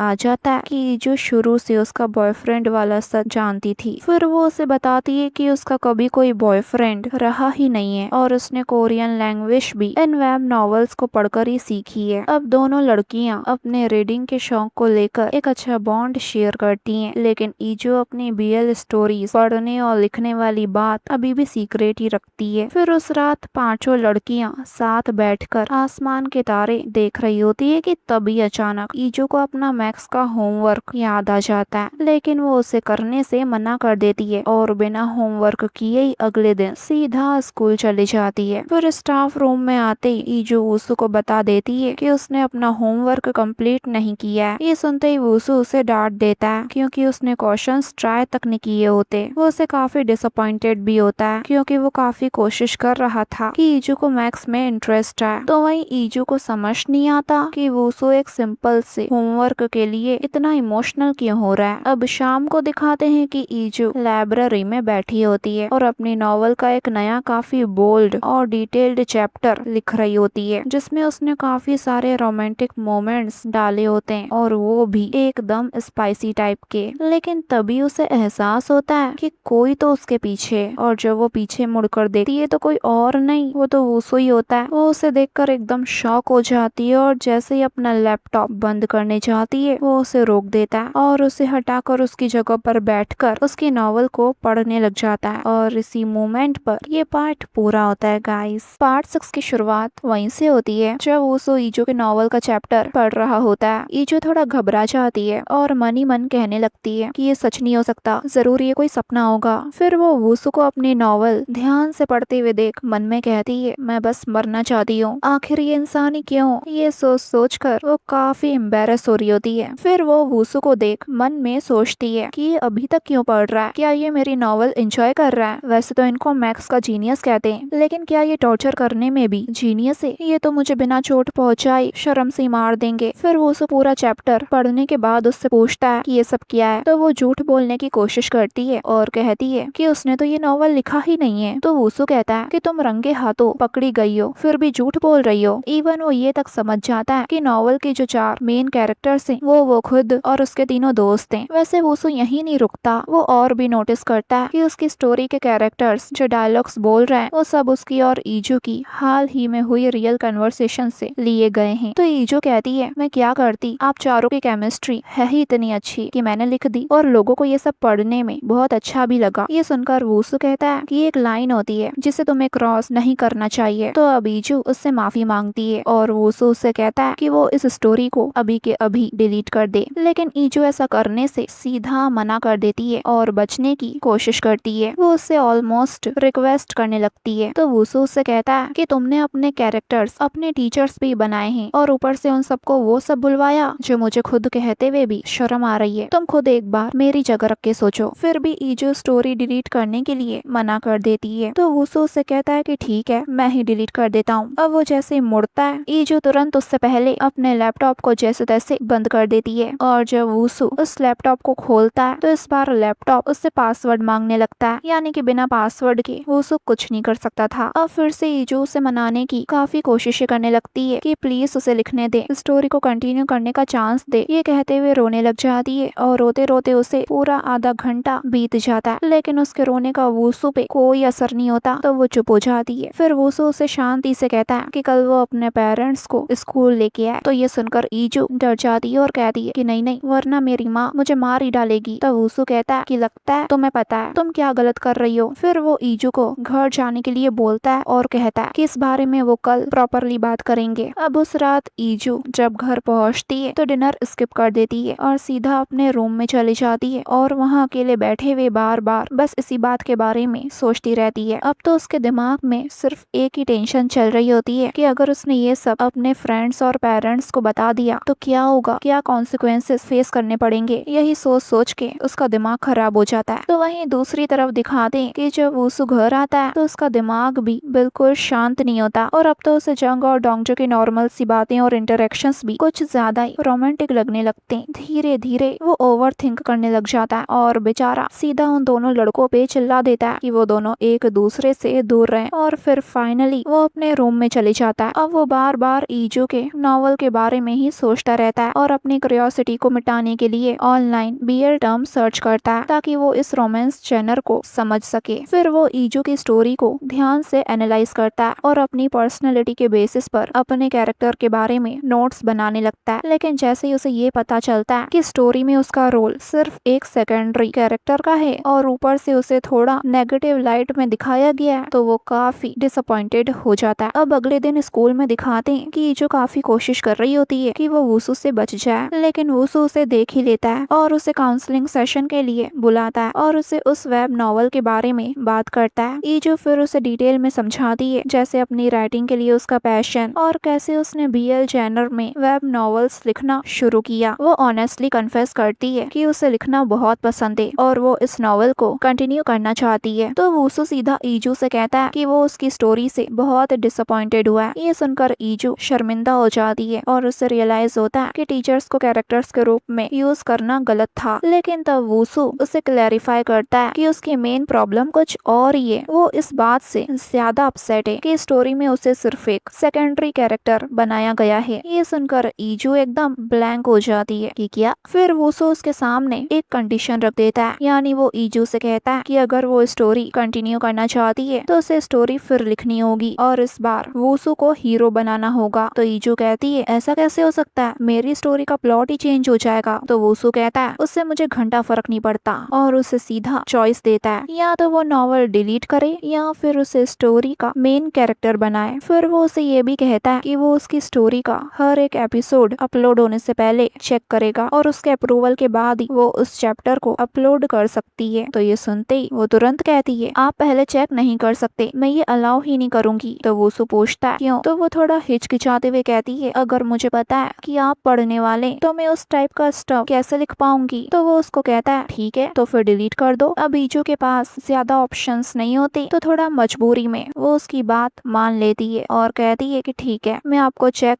करने दूंगी। अब ये सुनकर वुसु वहाँ से चले जाता है और पीछे ईजू पागल होने लगती है और कहती है यानी कि ये इसलिए गुस्सा नहीं था कि मैं बीएल लिख रही हूँ, बल्कि ये इसलिए गुस्सा था कि मैंने इसको मेन कैरेक्टर नहीं बनाया। मुझे तो ये इंसान बिल्कुल भी नॉर्मल नहीं लगता, बल्कि ये तो पूरा पागल है। फिर दूसरी तरफ दिखाते हैं कि प्रिंसिपल चारों नए टीचर्स को एक मीटिंग के लिए बुलाती है और वो उनसे कहती है कि स्कूल पर बनने वाले अपकमिंग डॉक्यूमेंट्री के लिए सबको कॉर्पोरेट करना होगा। अब डाजू, डोंगजू और जंग बिना ज्यादा सोच विचार के हाँ कर देते हैं, लेकिन वूसू सीधा मना कर देता है कि वो इसमें पार्टिसिपेट नहीं करेगा और वहाँ से चले जाता है। तो प्रिंसिपल को अपसेट देखते ही डाजू तुरंत उन्हें एश्योर करता है कि वो वूसू को मना लेगा। अब रात को घर वापस आके तीनों मिलकर डिस्कस करते हैं कि वूसू को कैसे कन्विंस किया जाए, क्योंकि उन्हें डर होता है कि कहीं इस वजह से उनकी जॉब सी न चली जाए। अब डाजू फिर पर्सनली वूसू से रिक्वेस्ट करने की कोशिश करता है, लेकिन अभी वो उसकी बात सुनने के मूड में बिल्कुल भी नहीं होता। इसके बाद वूसू अपना ध्यान ईजू के नॉवल पर लगा देता है। वो उसके कमेंट्स चेक करता रहता है और वेट करता है कि ईजू उसे 4th एपिसोड का ड्राफ्ट भेजे। तो वहीं यहाँ दिखाते हैं कि कमेंट्स पढ़ने के बाद ईजू अपनी नॉवल का नेक्स्ट चैप्टर लिखने बैठी तो होती है, लेकिन बेचारी लिख ही नहीं पा रही होती, क्योंकि अब वूसू जो उसके चैप्टर को पढ़ने वाला था। अब अगले दिन स्कूल में दिखाते हैं कि वूसू फिर से ईजू से नए एपिसोड के बारे में पूछता है और उससे कहता है कि वो नेक्स्ट चैप्टर का अपडेट जल्दी से जल्दी पब्लिश करे, जिससे बेचारी और फ्रस्ट्रेट हो जाती है। अब पूरा दिन दिखाते हैं कि वूसू उसके पीछे पीछे घूमता रहता है और ईजू उससे बचने के लिए बार बार भागती रहती है। फिर मैक्स क्लास के बाद वूसू ईजू को स्टोरी को लेकर डांट रहा होता है कि वो आगे का चैप्टर लिख क्यों नहीं रही। तो वहीं उसके फ्रेंड्स को लगता है कि वूसू उसे मैक्स की क्लास में ध्यान न देने के लिए डांट रहा है और सभी ईजू के लिए टेंशन में आ जाते हैं। अब बाद में दिखाते हैं कि ईजू नया चैप्टर लिख लेती है, जिसमें जंग और डोंगजोई होते हैं और वूसू कहीं से कहीं तक नहीं होता, और फिर वो वूसू को अपनी स्टोरी प्रूफ रीडिंग के लिए दे देती है। फिर वूसू उसे पढ़ के ईजू को अपने पास बुलाता है और डिटेल में फीडबैक देता है, लेकिन थोड़ी सी कमियां भी निकालता है और कहता है कि कैरेक्टर को उसकी पर्सनैलिटी के हिसाब से दोबारा लिखो। फिर वो उसे एक स्ट्रिक्ट डेडलाइन भी दे देता है, यानी कि सिर्फ 1 घंटे में उसे स्टोरी चेंज चाहिए, जिसमें उसे उसके कैरेक्टर को मेन कैरेक्टर बनाना होगा। इसलिए अब ईजू अपनी नॉवल में वूसू के कैरेक्टर को जंग के कैरेक्टर से चेंज कर देती है, लेकिन फिर अपने दिमाग में इमेजिन करने लग जाती है कि डोंगजो और जंग के कैरेक्टर्स उससे आर्ग्यू कर रहे हैं, जैसे वो उसे ब्लेम कर रहे हो कि ऑथर होते हुए भी उसने उनकी स्टोरी खराब कर दी। अब ईजू को काफी गुस्सा आता है, लेकिन इस बार वो अपना गुस्सा वूसू के कैरेक्टर पे निकाल भी नहीं पाती और दूसरे दोनों कैरेक्टर्स को समझाने की कोशिश करती है। अब प्रेजेंट में दिखाते हैं कि वूसू उसकी चेंज करी हुई स्टोरी पढ़ रहा होता है और ईजू मनी मन सोचती है कि अब तो हद हो गई, मैं अपनी स्टोरी अपने हिसाब से लिख भी नहीं सकती। खैर वूसू को ये चेंज करा हुआ चैप्टर बहुत पसंद आता है और वो खुश होकर उसे अपलोड करने का कहकर अपने घर रवाना हो जाता है, लेकिन उसके जाते ही ईजू एक बोल्ड स्टेप लेती है और वो वूसू की बात मानने के बजाय अपना ओरिजिनल वर्जन ही पब्लिश कर देती है, यानी कि जो उसने पहले लिखा था वो। और इसी मोमेंट पर ये पार्ट पूरा होता है गाइस। पार्ट 7 की शुरुआत में दिखाते हैं कि जब ईजू अपने नॉवल के नए चैप्टर पर आए कमेंट्स पढ़ रही होती है तो उसे पूरा यकीन होता है कि वूसू उसकी नॉवल का नेक्स्ट चैप्टर जो पब्लिश्ड हो चुका है वो नहीं पढ़ रहा होगा, लेकिन यहाँ दिखाते हैं कि वूसू अभी वही पढ़ रहा होता है और उसे समझ आ जाता है कि ईजू ने उसे बेवकूफ बना दिया, यानी ईजू ने वो चैप्टर अपलोड करा था जिसे वूसू ने कभी अप्रूव किया ही नहीं था। फिर अगली सुबह दिखाते हैं कि डाजो वूसू को डॉक्यूमेंट्री की फिल्मिंग में हिस्सा लेने के लिए मनाने की कोशिश करता है, लेकिन वूसू उसे पूरी तरह इग्नोर मार देता है, जिससे डाजो, डोंगजो और जंग सब परेशान हो जाते हैं। फिर स्कूल में स्टाफ रूम में दिखाते हैं कि प्रिंसिपल सभी टीचर्स को अपकमिंग फिल्मिंग के बारे में बताते हुए उन्हें इंस्ट्रक्शंस देती है कि कैसे उन्हें अपने क्लास का माहौल अच्छा रखना है ताकि फिल्मिंग वगैरह सही से निपट जाए, और साथ ही वूसू को भी पार्टिसिपेट करने के लिए मनाने की कोशिश करती रहती है। फिर प्रिंसिपल अकेले में डाजू से कहती है कि किसी भी हालत में वूसू की मैक्स क्लास की रिकॉर्डिंग होनी ही चाहिए। तो इस पर डाजू ईजू को अकेले में बुलाता है और छोटा सा कैमरा देते हुए इमोशनली ब्लैकमेल करता है कि उसे वूसू को पढ़ाते टाइम रिकॉर्ड करना है, और अगर उसने उसकी मदद नहीं की तो नए टीचर्स अपनी जॉब खो देंगे। इतना ही नहीं, वो उसके सीक्रेट को रिवील करने की भी धमकी देता है। अब ये सुनकर तो वो डर ही जाती है कि क्या वूसू ने डाजू को उसकी नॉवल के बारे में बता तो नहीं दिया। अब वो आइडिया से इस बारे में उससे पूछने की कोशिश करती है, लेकिन डाजू अपना मुंह नहीं खोलता और उसे ब्लैकमेल करके वहाँ से चले जाता है। तो वहीं दूसरी तरफ दिखाते हैं कि प्रिंसिपल अपने भांजे यानी जो इस स्कूल का म्यूजिक टीचर है एडेन, उसे कॉफी में नशे की दवाई मिलाकर दे देती है ताकि वो सो जाए और उसके फ्लूट बजाने की वजह से फिल्मिंग में कोई भी डिस्टरबेंस ना हो। और साथ ही वो जब सारे बच्चों को इंस्ट्रक्शंस देने आती है कि उन्हें कैसे बिहेव करना है, तो इस दौरान वो देखती है कि जिया सोई हुई है और उसने स्कूल की यूनिफॉर्म तक नहीं पहनी है। इसलिए वो जिया से कहती है कि वो क्लासरूम छोड़कर अलग जाकर पढ़ाई करे ताकि स्कूल की रेपुटेशन पर कोई असर न पड़े। ये कहकर वो उसे क्लास क्लासरूम से बाहर लेके आती है कि तभी ये देख वूसू सीधे प्रिंसिपल के सामने खड़ा हो जाता है और साफ मना कर देता है कि वो जिया को क्लास से अलग नहीं होने देगा, बल्कि वो प्रिंसिपल को ही वार्निंग दे देता है कि अगर उसने जिया को अलग किया तो वो अपने क्लास के बाकी स्टूडेंट्स को भी फिल्मिंग में हिस्सा लेने से रोक देगा। प्रिंसिपल को गुस्सा तो बहुत आता है, लेकिन अभी उनके पास वूसू से लड़ने का टाइम ही नहीं होता, इसलिए वो कहती है कि जो करना है वो करो, मैं तुम्हें बाद में देखती हूँ, और वहाँ से चले जाती है। और वूसू की बदौलत जिया वापस क्लासरूम में आ जाती है। अब जैसे ही स्कूल में फिल्मिंग शुरू होती है, सभी बच्चे एक्साइटेड होके स्कूल और टीचर्स के बारे में अच्छी अच्छी बातें बताने लगते हैं। और इसी बीच डाजू एक बार फिर ईजू को आके धमकाता है और उसे मजबूर करता है कि वो वूसू की रिकॉर्डिंग करे, और फिर वूसू को वहाँ आते देख चले जाता है। फिर क्लास के दौरान दिखाते हैं कि ईजू हिम्मत जुटाकर वूसू से एक पर्सनल सवाल पूछती है कि इतना जीनियस मैथमेटिशियन होने के बावजूद उसने इसी हाई स्कूल में पढ़ाना क्यों चुना, यानी कि उसकी असली मोटिवेशन क्या है। तो वूसू हैरान होता है कि वो अभी ये सवाल क्यों पूछ रही है। तो ईजू कहती है मैं बस कब से ये जानना चाहती थी। इसलिए वूसू अपनी टीचर बनने की जर्नी के बारे में बताना शुरू ही करता है कि तभी उसकी नजर कैमरे पे पड़ जाती है, और जैसे ही उसे एहसास होता है कि जो बिना उसकी परमिशन के उसके रिकॉर्डिंग कर रही है, तो वो काफी ज्यादा नाराज हो जाता है और गुस्से में तुरंत क्लासरूम से बाहर निकल जाता है। ईजू उसके पीछे भागती भागती आती है और साफ साफ कहती है कि ये सब उसने अपनी मर्जी से नहीं किया, बल्कि डाजू ने उसे मजबूर किया था। इसके बाद वूसू सीधे डाजू का सामना करता है और उसे उसका ट्रस्ट तोड़ने के लिए सुनाता है। साथ ही वो उसे एक पुराने इंसिडेंट की भी याद दिलाता है जिसने उसे गहरा ट्रॉमा दिया था। कि तभी प्रिंसिपल वूसू को बातचीत के लिए अपने ऑफिस में बुलाती है और वूसू उनके साथ वहाँ से चले जाता है। फिर ईजू जंग से पूछती है कि क्या वूसू सर के साथ पास्ट में कुछ हुआ था। तो तभी उसे जंग से एक चौंकाने वाली सच्चाई पता चलती है कि बचपन में वूसू को एक स्टॉकर ने किडनैप कर लिया था। वो आगे बताता है कि जब वूसू को किडनैप किया गया था तब उसकी बिना मर्जी के उसकी रिकॉर्डिंग की गई थी, और यही वजह है कि उसे कैमरे और फिल्मिंग से जुड़ा गहरा ट्रॉमा हो गया। अब ये सब सुनकर ईजू अंदर से हिल जाती है और तभी उसे पेट में तेज दर्द महसूस होने लगता है, लेकिन वो उसे नजरअंदाज कर देती है और कुछ नहीं कहती। फिर यहाँ प्रिंसिपल के ऑफिस में दिखाते हैं कि वो वूसू को ब्लैकमेल करती है कि अगर उसने फिल्मिंग नहीं करवाई तो वो डोंगजू को नौकरी से निकाल देगी, जबकि उसे पता है कि डोंगजू को इस जॉब की कितनी ज्यादा जरूरत है। अब आखिरकार वूसू मजबूर होकर हार मान लेता है और डोंगजू की नौकरी बचाने के लिए डॉक्यूमेंट्री में हिस्सा लेने के लिए तैयार हो जाता है। अब क्लास में पढ़ाते हुए उसकी शूटिंग हो रही होती है, लेकिन उसके लिए ये सब फेस करना काफी टफ होता है। जबकि बच्चे गॉसिप करने लगते हैं कि सर पहले ही मान जाते तो ये शूटिंग कब की निपट जाती। फिर बाद में रात को दिखाते हैं कि ईजू वूसू के पीछे जाती है और उससे बिना उसकी परमिशन के फिल्मिंग करने के लिए माफी मांगती है। तो इस पर वूसू उससे कहता है कि उसे इस बात से ज्यादा दुख हुआ है कि उसने क्लास में पहली बार कोई सवाल सिर्फ इसलिए पूछा क्योंकि उसे डाजू ने मजबूर किया था, न कि अपनी मर्जी या इंटरेस्ट से। और वूसू की इन बातों से ईजू अंदर तक हर्ट हो जाती है, और इसी बीच उसका पेट दर्द भी और ज्यादा बढ़ने लगता है, और अब दर्द इतना हो जाता है कि वो खुद को संभाल नहीं पाती और अचानक जमीन पर गिर जाती है। पहले तो वूसू को लगता है कि वो नाटक कर रही है, लेकिन जब वो उसकी तरफ देखता है तो घबरा जाता है क्योंकि वो अपने पेट को पकड़कर तड़प रही होती है और धीरे धीरे करके बेहोशी हो जाती है। पार्ट 8 की शुरुआत वहीं से होती है जब ईजू बेहोश हो जाती है और वूसू उसे अपनी पीठ पर उठाकर भागते हुए हॉस्पिटल आता है, और उसे बेहोश देखकर वो पूरी तरह पैनिक करने लग जाता है। अब नर्स उसे थोड़े बहुत सवाल जवाब करती है और उसके बाद उसको वेटिंग रूम में वेट करने का कहती है, और फिर डॉक्टर तुरंत ईजू को इमरजेंसी ट्रीटमेंट के लिए अंदर ले जाते हैं। और नर्स के एक्सप्रेशन से वूजू को लगता है कि ईजू की हालत बहुत ज्यादा सीरियस है। अब वो बाहर खड़ा होकर बेसब्री से ईजू के इलाज खत्म होने का इंतजार करता रहता है, और उसके चेहरे पर साफ साफ चिंता दिखाई देती है और हर पल वो बस यही सोच रहा होता है कि ईजू ठीक हो जाए। फिर कुछ टाइम बाद वो नर्स को इमरजेंसी रूम से निकलते हुए देखता है और वो अपने हाथ में एक ब्लैक पॉलिथीन लेके जा रही होती है। वूसू को तो समझ ही नहीं आता कि आखिर ये क्या है। और उसके बाद जब वूसू को वहाँ खड़े खड़े नींद आने लगती है तब डॉक्टर बाहर आके बताते हैं कि ईजू अब बिल्कुल ठीक है, और ये सुनकर फाइनली वूसू थोड़ी राहत की सांस लेता है। फिर वो अंदर आकर ईजू से मिलता है जो रोते हुए कहने लगती है कि कहीं उसे बहुत बड़ी बीमारी तो नहीं हो गई, और उसे तो ये तक लगने लगता है कि वो ज्यादा दिन तक जी नहीं पाएगी। तभी डॉक्टर वहाँ आती है और वूसू उनसे पूछती पूछता है कि आखिर ईजू को हुआ क्या था। तो डॉक्टर अपने टैबलेट की स्क्रीन पर दिखाते हुए कहती है कि इसका ये स्टमक इतना भरा हुआ था और ईजू से कहती है कि तुम्हें यहाँ पहले आना चाहिए था। तो ये सुनकर ईजू और ज्यादा डर जाती है और रोते हुए कहने लगती है कि मैं मरना नहीं चाहती, और वोसू से कहती है कि प्लीज मेरी मॉम को कॉल करो और उन्हें यहाँ बुलाओ। तो वोसू उससे तसल्ली देता है कि डोंट वरी, तुम ठीक हो जाओगी। फिर वो डॉक्टर से पूछता है क्या इसकी बीमारी सीरियस है। तो सच जानकर वो पूरी तरह हैरान रह जाता है, क्योंकि डॉक्टर बताती है कि घबराने वाली कोई बात नहीं है, ईजू बस कॉन्स्टिपेशन की वजह से बेहोश हो गई थी, लेकिन हमने अब इसका पेट साफ कर दिया तो ये अब बिल्कुल ठीक है। वैसे ये सुनकर वोसू एक पल के लिए समझ नहीं पाता क्या ही रिएक्ट करे, और अब उसे अब समझ आता है कि थोड़े टाइम पहले नर्स ब्लैक पॉलिथिन में क्या लेके जा रही थी। तो वहीं ईजू भी ये सब जानकर बहुत एम्बेरस फील करती है और वो वोसू से कहती है कि वो उसे अकेला छोड़ दे और एक शब्द भी अपने मुंह से निकाले बिना वहाँ से चले जाए प्लीज, और वो खुद ही घर चली जाएगी। तो वोसू से कहता है मुझे कभी समझ नहीं आता कि तुम हर बार खुद को सबसे अलग कैसे साबित कर देती हो, और ये कहकर वहाँ से चले जाता है। फिर उसके जाते ही ईजू के पेरेंट्स भी हॉस्पिटल आ जाते हैं उसे देखने के लिए, और ईजू उनसे कहती है कि वो स्कूल ट्रांसफर करना चाहती है क्योंकि अब उसे वोसू का सामना करने में बहुत शर्म महसूस हो रही थी। तो वहीं दूसरी तरफ दिखाते हैं कि वोसू के घर आते डाजो उससे माफी मांगता है कि उसने ईजू को बिना उसकी परमिशन के उसे फिल्म करने के लिए मजबूर किया। इसके बाद वोसू और डाजो के बीच हल्की फुल्की बहस शुरू हो जाती है, लेकिन उनकी ये नोकझोंक देखकर डोंगजू और जंग समझ जाते हैं कि अब दोनों के बीच चीजें धीरे धीरे ठीक होने लगी हैं। इसी दौरान दिखाते हैं कि ईजू अपने घर आ चुकी थी और अपने बिस्तर पर लेटे हुए वोसू के बारे में सोचने लगती है। धीरे धीरे वो उसके बारे में सपने देखने लगती है, उसे इमेजिन करने लगती है, लेकिन अचानक खुद को रोक लेती है कि ये सब गलत है और फिर थक कर सो जाती है। फिर अगले दिन दिखाते हैं कि ईजू बस स्टॉप जाते वक्त वोसू को अवॉइड करने की पूरी कोशिश करती है, लेकिन वो उसके सामने आ ही जाता है। तो वो अब उससे बात करने से बचती है और चुपचाप आगे जाने लगती है, लेकिन वोसू उसे रोक लेता है। फिर वो उसकी हालत के बारे में बात छेड़ देता है और थोड़े सीरियस अंदाज में उसे एडवाइस देता है कि उसे रेगुलरली एक्सरसाइज करनी चाहिए, टाइम पे सोना चाहिए और फास्ट फूड कम खाना चाहिए, ताकि जैसी सिचुएशन कल हुई वैसी सिचुएशन दोबारा ना हो। लेकिन ईजू उसे नजरअंदाज करने की पूरी कोशिश करती है, जैसे उसकी बातें सुन ही नहीं रही हो, और उससे कहती है कि ठीक है मैं समझ गई। अब वोसू के जाने के बाद बाकी तीनों टीचर्स भी अपने घर से बाहर आ जाते हैं और ईजू को देख उसकी कंडीशन को लेकर उसे छेड़ने लगते हैं। तो उनकी बातें सुनकर ईजू थोड़ा अजीब फील करती है, लेकिन तभी उसे एक अहम बात समझ आती है कि डाजू ने जो कहा था कि उसे उसका सीक्रेट पता है वो झूठ था, यानी वोसू ने उसकी असली पहचान एक बीएल नॉवेलिस्ट होने वाली बात किसी को नहीं बताई थी। और ये जानकर ईजू हल्का सा राहत महसूस करती है। फिर स्कूल में दिखाते हैं कि मॉर्निंग असेंबली के बाद वोसू नोटिस करता है कि जिया अभी तक क्लास में नहीं आई है। तो ये देखकर वो क्लास के बाद ईजू को अलग से बात करने के लिए बुलाता है और अकेले में उससे कहता है कि वो जिया से दोस्ती करने की कोशिश करे और उसे धीरे धीरे समझाकर स्कूल रेगुलरली आने के लिए मोटिवेट करे, और बल्कि वो जिया के एब्सेंट होने पे ईजू को ही जिम्मेदार मानते हुए उसके और मेरिट पॉइंट्स कट कर लेता है, जैसे उसे इनडायरेक्टली पनिश कर रहा हो। फिर ईजू जब क्लास में आती है तो जैनी उससे जिया के बारे में बात करती है। वो उसे बताती है कि जिया का बिहेवियर थोड़ा अलग है, वो ज्यादा घुलती मिलती नहीं है। तो ईजू जिया का साइड लेते हुए कहती है कि वो असल में ऐसी नहीं है, बस थोड़ी इंट्रोवर्टेड है और शांत स्वभाव की है, इसी वजह से लोगों को वो दूर दूर सी लगती है, लेकिन वो सच में ऐसी नहीं है। तभी जिया स्कूल में आ जाती है और ईजू अपनी सीट पे जाके बैठ जाती है। फिर डोंगजू उन्हें पढ़ाने क्लास में आता है और एक अनाउंसमेंट करता है कि जल्दी ही स्कूल में पोएट्री और आर्ट कंपटीशन होने वाला है। तो क्लास के स्टूडेंट्स बताते हैं कि ईजू लिखने में और गोया ड्राइंग में बहुत अच्छी है, इसलिए डोंगजू ईजू और गोया से कहता है कि वो अपनी क्लास की तरफ से पोएट्री और आर्ट कैटेगरीज में पार्टिसिपेट करे। फिर बाद में डोंगजू देखता है कि ईजू स्कूल के बाद भी सफाई कर रही है। तो ईजू बताती है कि वो एक्स्ट्रा मेरिट पॉइंट्स कमाने के लिए ये सब कर रही है, क्योंकि वोसू सर बार बार उसके पॉइंट्स काट रहे हैं। फिर दोनों एक जगह बैठकर बात करते हैं। दोनों पहले तो वोसू के बारे में ही बात करते हैं, लेकिन फिर बात धीरे धीरे डोंगजू के राइटिंग के पैशन पर आ जाती है और डोंगजू अपने लिखने के सफर के बारे में जो कुछ भी बताता है वो ईजू को अंदर तक छू जाता है। उसकी बातों से इंस्पायर्ड होकर ईजू ये डिसाइड करती है कि अब वो अपने कैरेक्टर्स की पर्सनैलिटीज को और बेहतर तरीके से दिखाने के लिए उसी की एडवाइस को फॉलो करेगी। लेकिन तभी गोया दूर से ईजू और डोंगजू को साथ में बातें करते हुए देख लेती है और उन्हें यूं हंस हंस कर बातें करते हुए देखकर उसे अंदर ही अंदर जलन होने लगती है। फिर रात को दिखाते हैं कि ईजू लाइब्रेरी लाइब्रेरी में बैठ के अपनी स्टोरी का अगला चैप्टर लिखती है और वो अभी भी अपनी कहानी में वूसू के कैरेक्टर को एक रिच और एरोगेंट इंसान ही दिखाती है और फिर बेसब्री से वूसू के रिव्यू का इंतजार करने लगती है। तो वहीं दिखाते हैं कि जब बाकी टीचर्स घर चले जाते हैं तो वूसू वापस लाइब्रेरी में आ जाता है। वहाँ वो ईजू की बीएल स्टोरी का नया चैप्टर पढ़ता है। वैसे ईजू उसे वो चैप्टर दिखाती है जो वो अपलोड नहीं करने वाली थी, यानी उसने वूसू की वजह से 2 चैप्टर लिखे थे, एक बस उसको दिखाने के लिए और दूसरा अपनी नॉवेल में अपलोड करने के लिए। वैसे उस चैप्टर को पढ़ने के बाद वूसू ये फैसला करता है कि अब वो ईजू को अपनी मर्जी से लिखने देगा, इसलिए वो बिना कुछ बोले वहाँ से चले जाता है। तो ईजू को समझ ही नहीं आता कि आज इसने उसे कुछ कहा क्यों नहीं, इसलिए वो उसके पीछे पीछे आने लगती है और बार बार उसकी शक्ल देख रही होती है कि शायद अभी ये कुछ बोलेगा, लेकिन वो नॉवल के बारे में कुछ नहीं कहता बल्कि पूछता है कि तुम मुझे घूर क्यों रही हो। तो ईजू कहती है कि आज आपने कुछ कहा नहीं। तो तब वूसू उससे कहता है कि तुम अपनी कहानी जैसे चाहे वैसा लिख सकती हो बिना किसी रोक टोक के। और ये सुनकर ईजू के तो पहले होश ही उड़ जाते हैं और उसके बाद वो बहुत ज्यादा ही खुश हो जाती है। और इसी मोमेंट पर ये पार्ट पूरा होता है गाइस।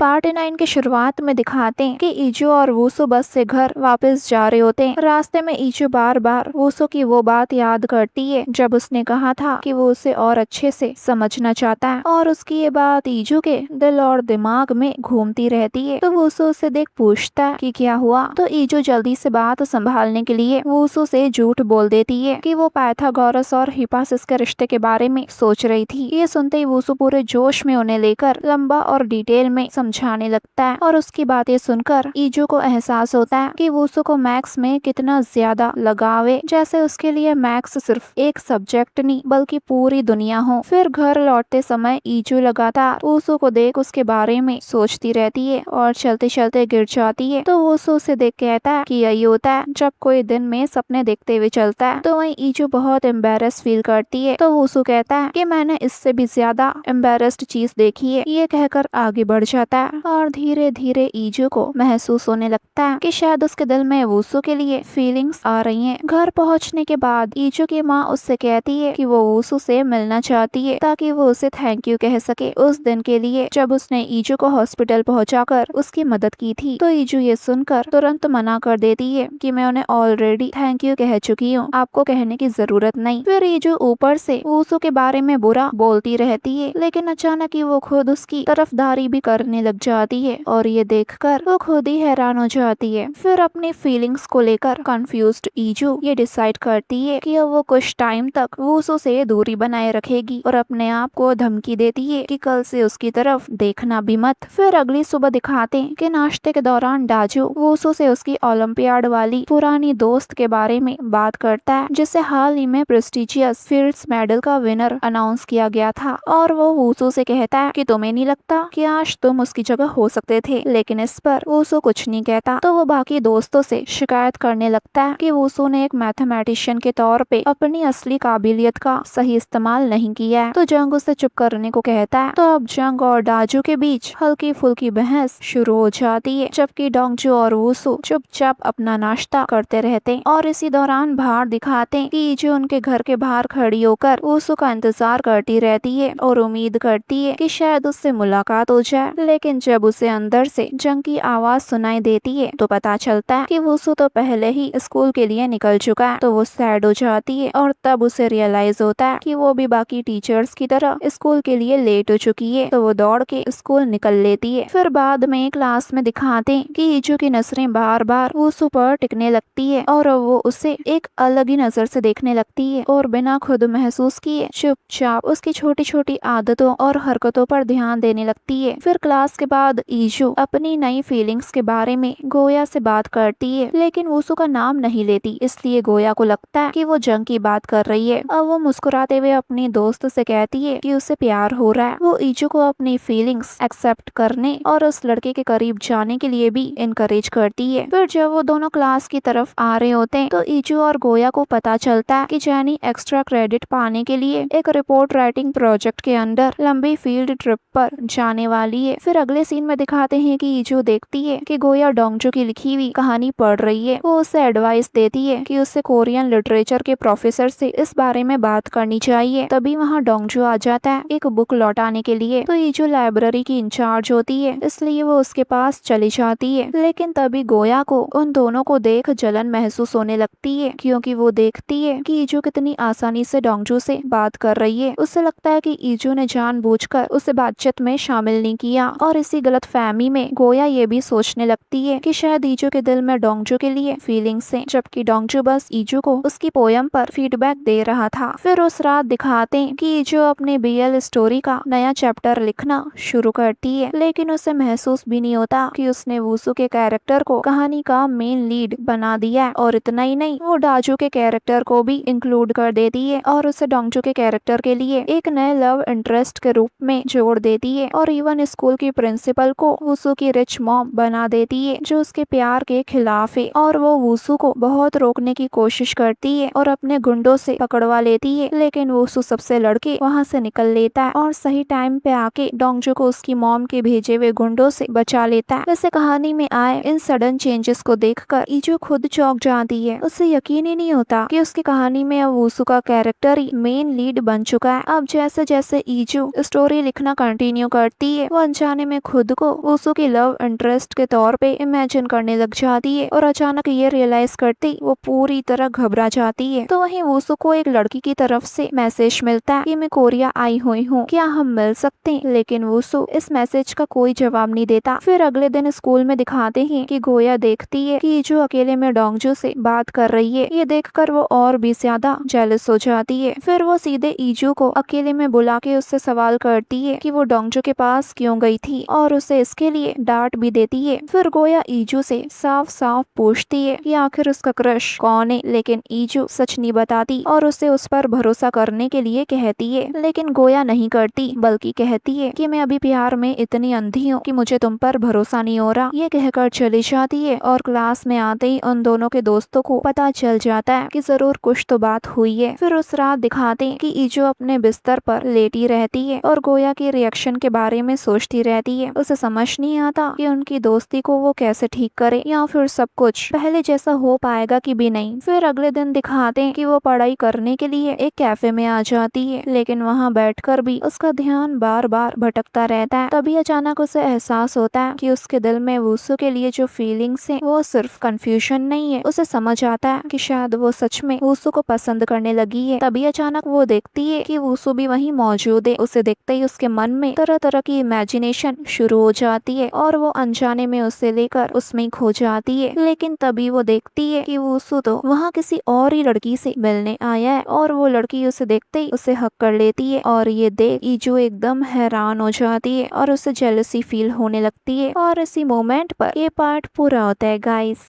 पार्ट 10 की शुरुआत ईजू से होती है, जहां वो वूसू को उसकी एक फीमेल फ्रेंड के साथ बातें करते हुए देखती है। वो दोनों के चीयरफुल और हैप्पी इंटरेक्शंस देखकर थोड़ी जेलस फील करती है, स्पेशली जब वो नोटिस करती है कि वूसू उस लड़की के सामने थोड़ी शाय स्माइल कर रहा है। इतने में एडन, जो उनका म्यूजिक टीचर है, वो भी वहाँ आ जाता है और ईजू को देख उससे इतनी जोर जोर से बातें करने लगता है कि वूसू का ध्यान भी उनकी तरफ चले जाता है। फिर एडन वूसू को भी देख लेता है और फौरन उसके पास आता है, और वहाँ बैठी प्रोफेसर नाडियल को भी पहचान लेता है, जो प्रिंसटन की फील्ड्स प्राइज विनिंग मैथमेटिशियन है और एक्चुअली वूसू की ओलंपियाड फ्रेंड भी है। अब एडन काफी बकवास करने लगता है, जिससे वूसू काफी इरिटेट हो जाता है, और ईजू वो वहाँ खड़े उनकी बातचीत सुनती रहती है। लेकिन तभी वूसू सिचुएशन को हैंडल करते हुए नाडियल के साथ वहाँ से एक्सक्यूज ले लेता है और दोनों चले जाते हैं। तो ईजू भी उन दोनों के पीछे पीछे आ जाती है और वहाँ आकर नाडियल को अपना इंट्रोडक्शन देती है, और बातों बातों में ये जानने की कोशिश करती है कि वूसू उसका क्या लगता है। तो उसे नाडियल से पता चलता है कि वो उसकी मिडिल स्कूल वाली दोस्त है। फिर वूसू नाडियल से कहता है कि अब तुम्हें जाना चाहिए। तो वो उससे कहती है मेरे ऑफर के बारे में जरूर सोचना, और ये कहकर वहाँ से चले जाती है। फिर जब वूसू घर की तरफ जा रहा होता है तो ईजू उसका पीछा करती है और नाडियल की पर्सनल लाइफ के बारे में सवाल पूछने लगती है। वो क्लियरली ये जानना चाहती है क्या वूसू और नाडियल के बीच कुछ रोमांटिक रिलेशनशिप है या नहीं। लेकिन वूसू उसकी इस क्यूरियोसिटी को सीधा मार देता है और उसे सीधा वार्न करता है कि अगर उसने अपकमिंग मैथमेटिक्स के टेस्ट में कम से कम 50 मार्क्स स्कोर नहीं किए तो वो उसके पेरेंट्स को कॉल कर देगा और उसके बीएल नॉवेल लिखने वाली बात बता देगा।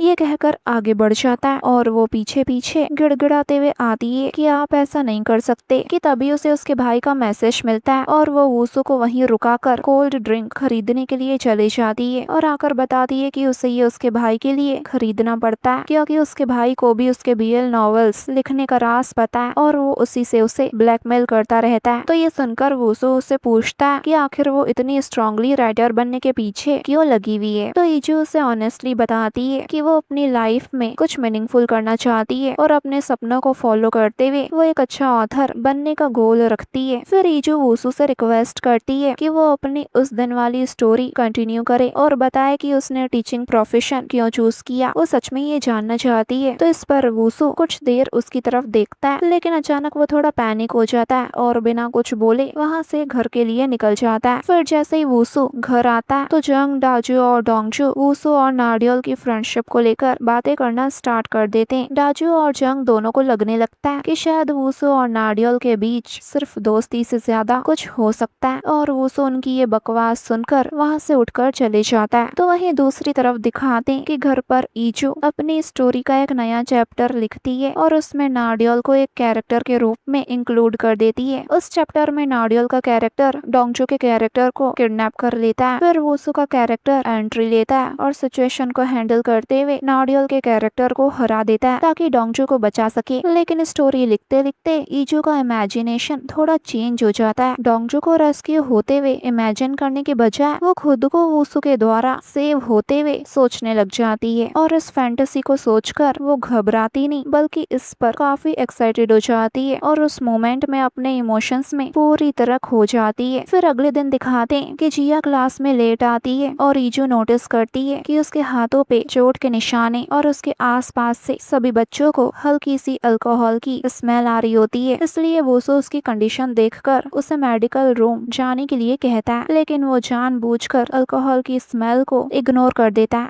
अब जिया जैसे ही क्लासरूम से बाहर निकलती है तो रास्ते में उसकी मुलाकात एडिन से हो जाती है और एडिन सिचुएशन को समझकर बिना देर किए उसे प्रिंसिपल के ऑफिस ले जाता है और वहाँ एडिन और प्रिंसिपल यंग ही मिलकर जिया को उसके बिहेवियर और उसके लेट आने की आदत को लेकर डांटने लगते हैं और प्रिंसिपल ये तक कह देती है कि उसे ऐसे बच्चे नहीं चाहिए और बल्कि वो स्कूल से उसे निकाल देगी। तो इस पर जिया कुछ नहीं कहती, जैसे उसे कोई फर्क नहीं पड़ता। अब उस सिचुएशन देख जिया को वहाँ से भेज देता है और फिर जिया का डिफेंस करते हुए प्रिंसिपल यंगी से रिक्वेस्ट करता है कि जिया को स्कूल में रहने दिया जाए, यानी वो जिया की सिचुएशन को समझने की कोशिश करता है। लेकिन यंगी अपने डिसीजन पर अड़े रहती है और वूसू के प्रोटेस्ट के बावजूद जिया को सस्पेंड करने के फैसले पर ही टिकी रहती है और वूसू को वहाँ से भेज देती है। फिर वहाँ से निकलते वक्त ईडिन कैजुअली नाडियल का नाम यंगी के सामने मेंशन कर देता है, यानी ये कहते हुए जाता है कि यकीन नहीं होता वूसू नाडियल का दोस्त है। और ये बात सुनकर प्रिंसिपल यंगी थोड़ी परेशान और अनकंफर्टेबल हो जाती है क्योंकि वूसू की इतनी बड़ी मैथमेटिशियन नाडियल से दोस्ती होने के बाद भी वो उससे डिसएग्री कर रही होती है। फिर बाद में वूसू जिया से डायरेक्टली मिलकर उससे कन्फ्रंट करता है और उससे कहता है कि उसे एक अपॉलॉजी लेटर लिखना होगा। साथ ही वूसू जिया को एक और चांस देता है अपनी गलती सुधारने का, लेकिन उसे क्लियर वार्न भी करता है कि आगे से उसे ज्यादा केयरफुल रहना होगा और ऐसी मिस्टेक्स रिपीट नहीं करनी होगी। तो वहीं दूसरी तरफ दिखाते हैं कि गोया ईजू से और ज्यादा दूर होती जा रही होती है और ईजू की सारी कोशिशों को इग्नोर कर रही होती है, जैसे वो बिल्कुल ही अब उससे बात ही नहीं करना चाहती। इसी दौरान ईजू को पता चलता है कि वूसू ने स्कूल में जिया के लिए स्टैंड लिया था और उसकी हेल्प की थी। फिर उसके फ्रेंड्स ईजू को इनकरेज करते हैं कि वो गोया से बात करे। साथ ही ये भी पूछने लगते हैं कि उन दोनों के बीच आखिर झगड़ा किस बात पे हुआ है, लेकिन ईजू उन्हें कुछ नहीं बताती। फिर उस रात दिखाते हैं कि वूसू नाडियल के उस प्रपोजल के बारे में सोचता रहता है जिसमें उसने साथ में रिसर्च प्रोजेक्ट करने की बात कही थी। वो उनकी पुरानी कन्वर्सेशन को याद करता है और थोड़ा सोच विचार के बाद वॉक पर निकलने का डिसाइड करता है। तो डोंगजू भी उसके साथ चल पड़ता है और दोनों साथ वॉक करते हुए बातें करते हैं। इस दौरान डोंगजू वूसू की आंखों की बिगड़ती हालत के बारे में बात करता है और दोनों उस इश्यू को लेकर सीरियस डिस्कशन करते हैं। तो वहीं दूसरी तरफ दिखाते हैं कि ईजू को अपने भाई के लिए एक कोल्ड ड्रिंक लेने के लिए बाहर आना पड़ता है। तभी वहाँ उसकी नजर वूसू और डोंगजू पर पड़ती है जो साथ में होते हैं और वो चुपके से उनका पीछा करने लगती है और उनकी बातें छुपकर सुन लेती है। जहाँ डोंगजू वूसू को इनकरेज कर रहा होता है कि वो नाडियोल के रिसर्च अपॉर्चुनिटी को एक्सेप्ट करे और अमेरिका चली जाए। ये सुनते ही ईजू सीधे वूसू से पूछ लेती है क्या वो सच में अमेरिका जाने वाला है। और इसी मोमेंट पर ये पार्ट पूरा होता है गाइस। पार्ट 11 के शुरुआत में दिखाते हैं कि ईजू वूसू से पूछती है कि क्या सीनियर ईयर में भी वो उससे मिल पाएगी, क्योंकि उसे पता चल जाता है कि वूसू आगे की रिसर्च के लिए अमेरिका जा सकता है। लेकिन वो ये बात खुद से कंफर्म करना चाहती थी, लेकिन वूसू उसे बस घर वापस जाने के लिए कह देता है और डोंगजू के साथ वहाँ से चले जाता है। फिर घर पर दिखाते हैं कि ईजू वूसू की अमेरिका जाने वाली बात को लेकर ही परेशान बैठी होती है और वो इस नतीजे पर पहुँचती है कि नाडियोल सच में उसकी गर्लफ्रेंड है। फिर वो कहने लगती है कि वो दोनों साथ में अमेरिका जाकर रिसर्च करेंगे, सिर्फ वो दोनों। और अगर आज मुझे ये बात अचानक पता नहीं चलती तो पता नहीं सर हमें कब बताने वाले थे कि क्या साल के लास्ट में। खैर उन्हें हमें बताने की जरूरत भी क्या है, वैसे भी ये उनकी लाइफ है और मैं हूँ ही कौन, उनकी बहुत सारी स्टूडेंट्स में से बस एक। फिर अगले दिन दिखाते हैं कि जब जिया स्कूल नहीं आती तो वूसू उसे फिर से डीमेरिट पॉइंट्स दे देता है और अभी जो फाइनली जिया को ढूंढने का फैसला करती है कि वो स्कूल क्यों नहीं आ रही है। अब ज्यादा जानकारी लेने के लिए वो रात को जिया के घर आती है और पता चलता है कि वो एक शेल्टर में रहती है। शेल्टर के ओनर से ईजू को पता चलता है कि जिया अभी एक हैमबर्गर प्लेस पे जॉब करने गई है और ईजू को उनसे वहाँ का एड्रेस भी मिल जाता है। फिर जैसे ही वो वहाँ से जाने लगती है तो देखती है कि वो उसके पीछे ही खड़ा है। वो उसे आके बताती है कि जिया यहाँ नहीं है, वो काम पे गई है। वूसू उससे पूछता है कि तुम्हें जिया का एड्रेस कहाँ से मिला, तो ईजू बताती है कि मैंने लास्ट ईयर उसे एक पेपर पर अपना एड्रेस लिखते हुए देख लिया था। फिर वूसू उससे कहता है कि तुम घर जाओ, मैं उसे ढूंढ लूंगा। तो ईजू उससे कहती है कि डीमेरिट्स कम करने के लिए सफाई करते करते अब वो परेशान हो चुकी है। ये कहकर आगे बढ़ जाती है। फिर ये दोनों वहाँ आते हैं जहाँ जिया काम करती है, लेकिन वहाँ से उन्हें पता चलता है कि जिया यहाँ से 3 हफ्ते पहले ही अपनी जॉब छोड़ चुकी है। तो वो दोनों उस शॉप वाले से पूछते हैं कि जिया अब कहाँ जॉब कर रही है, लेकिन उस बंदे को इस बारे में कुछ पता नहीं होता। अब दोनों अलग अलग होकर आसपास की कई शॉप्स में जिया को ढूंढने लगते हैं, ये सोचकर कि क्या पता वो कहीं इधर उधर ही काम कर रही हो। और काफी ढूंढने के बाद ईजू को जिया एक बार में काम करती हुई मिल जाती है। तभी वो देखती है कि एक कस्टमर जिया को उसके साथ ड्रिंक करने के लिए कह रहा होता है और जिया ऐसा करती भी है। ये देख ईजू जिया को पकड़ के बाहर लाती है और वो जब इस बारे में उससे सवाल करती है तो जिया बताती है कि ऐसा करने पर उसे टिप मिलती है। तभी वहाँ 2 आदमी आ जाते और जिया से पैसों की मांग करने लगते हैं। तो जिया घबराते हुए कहती है मुझे अभी पैसे नहीं मिले,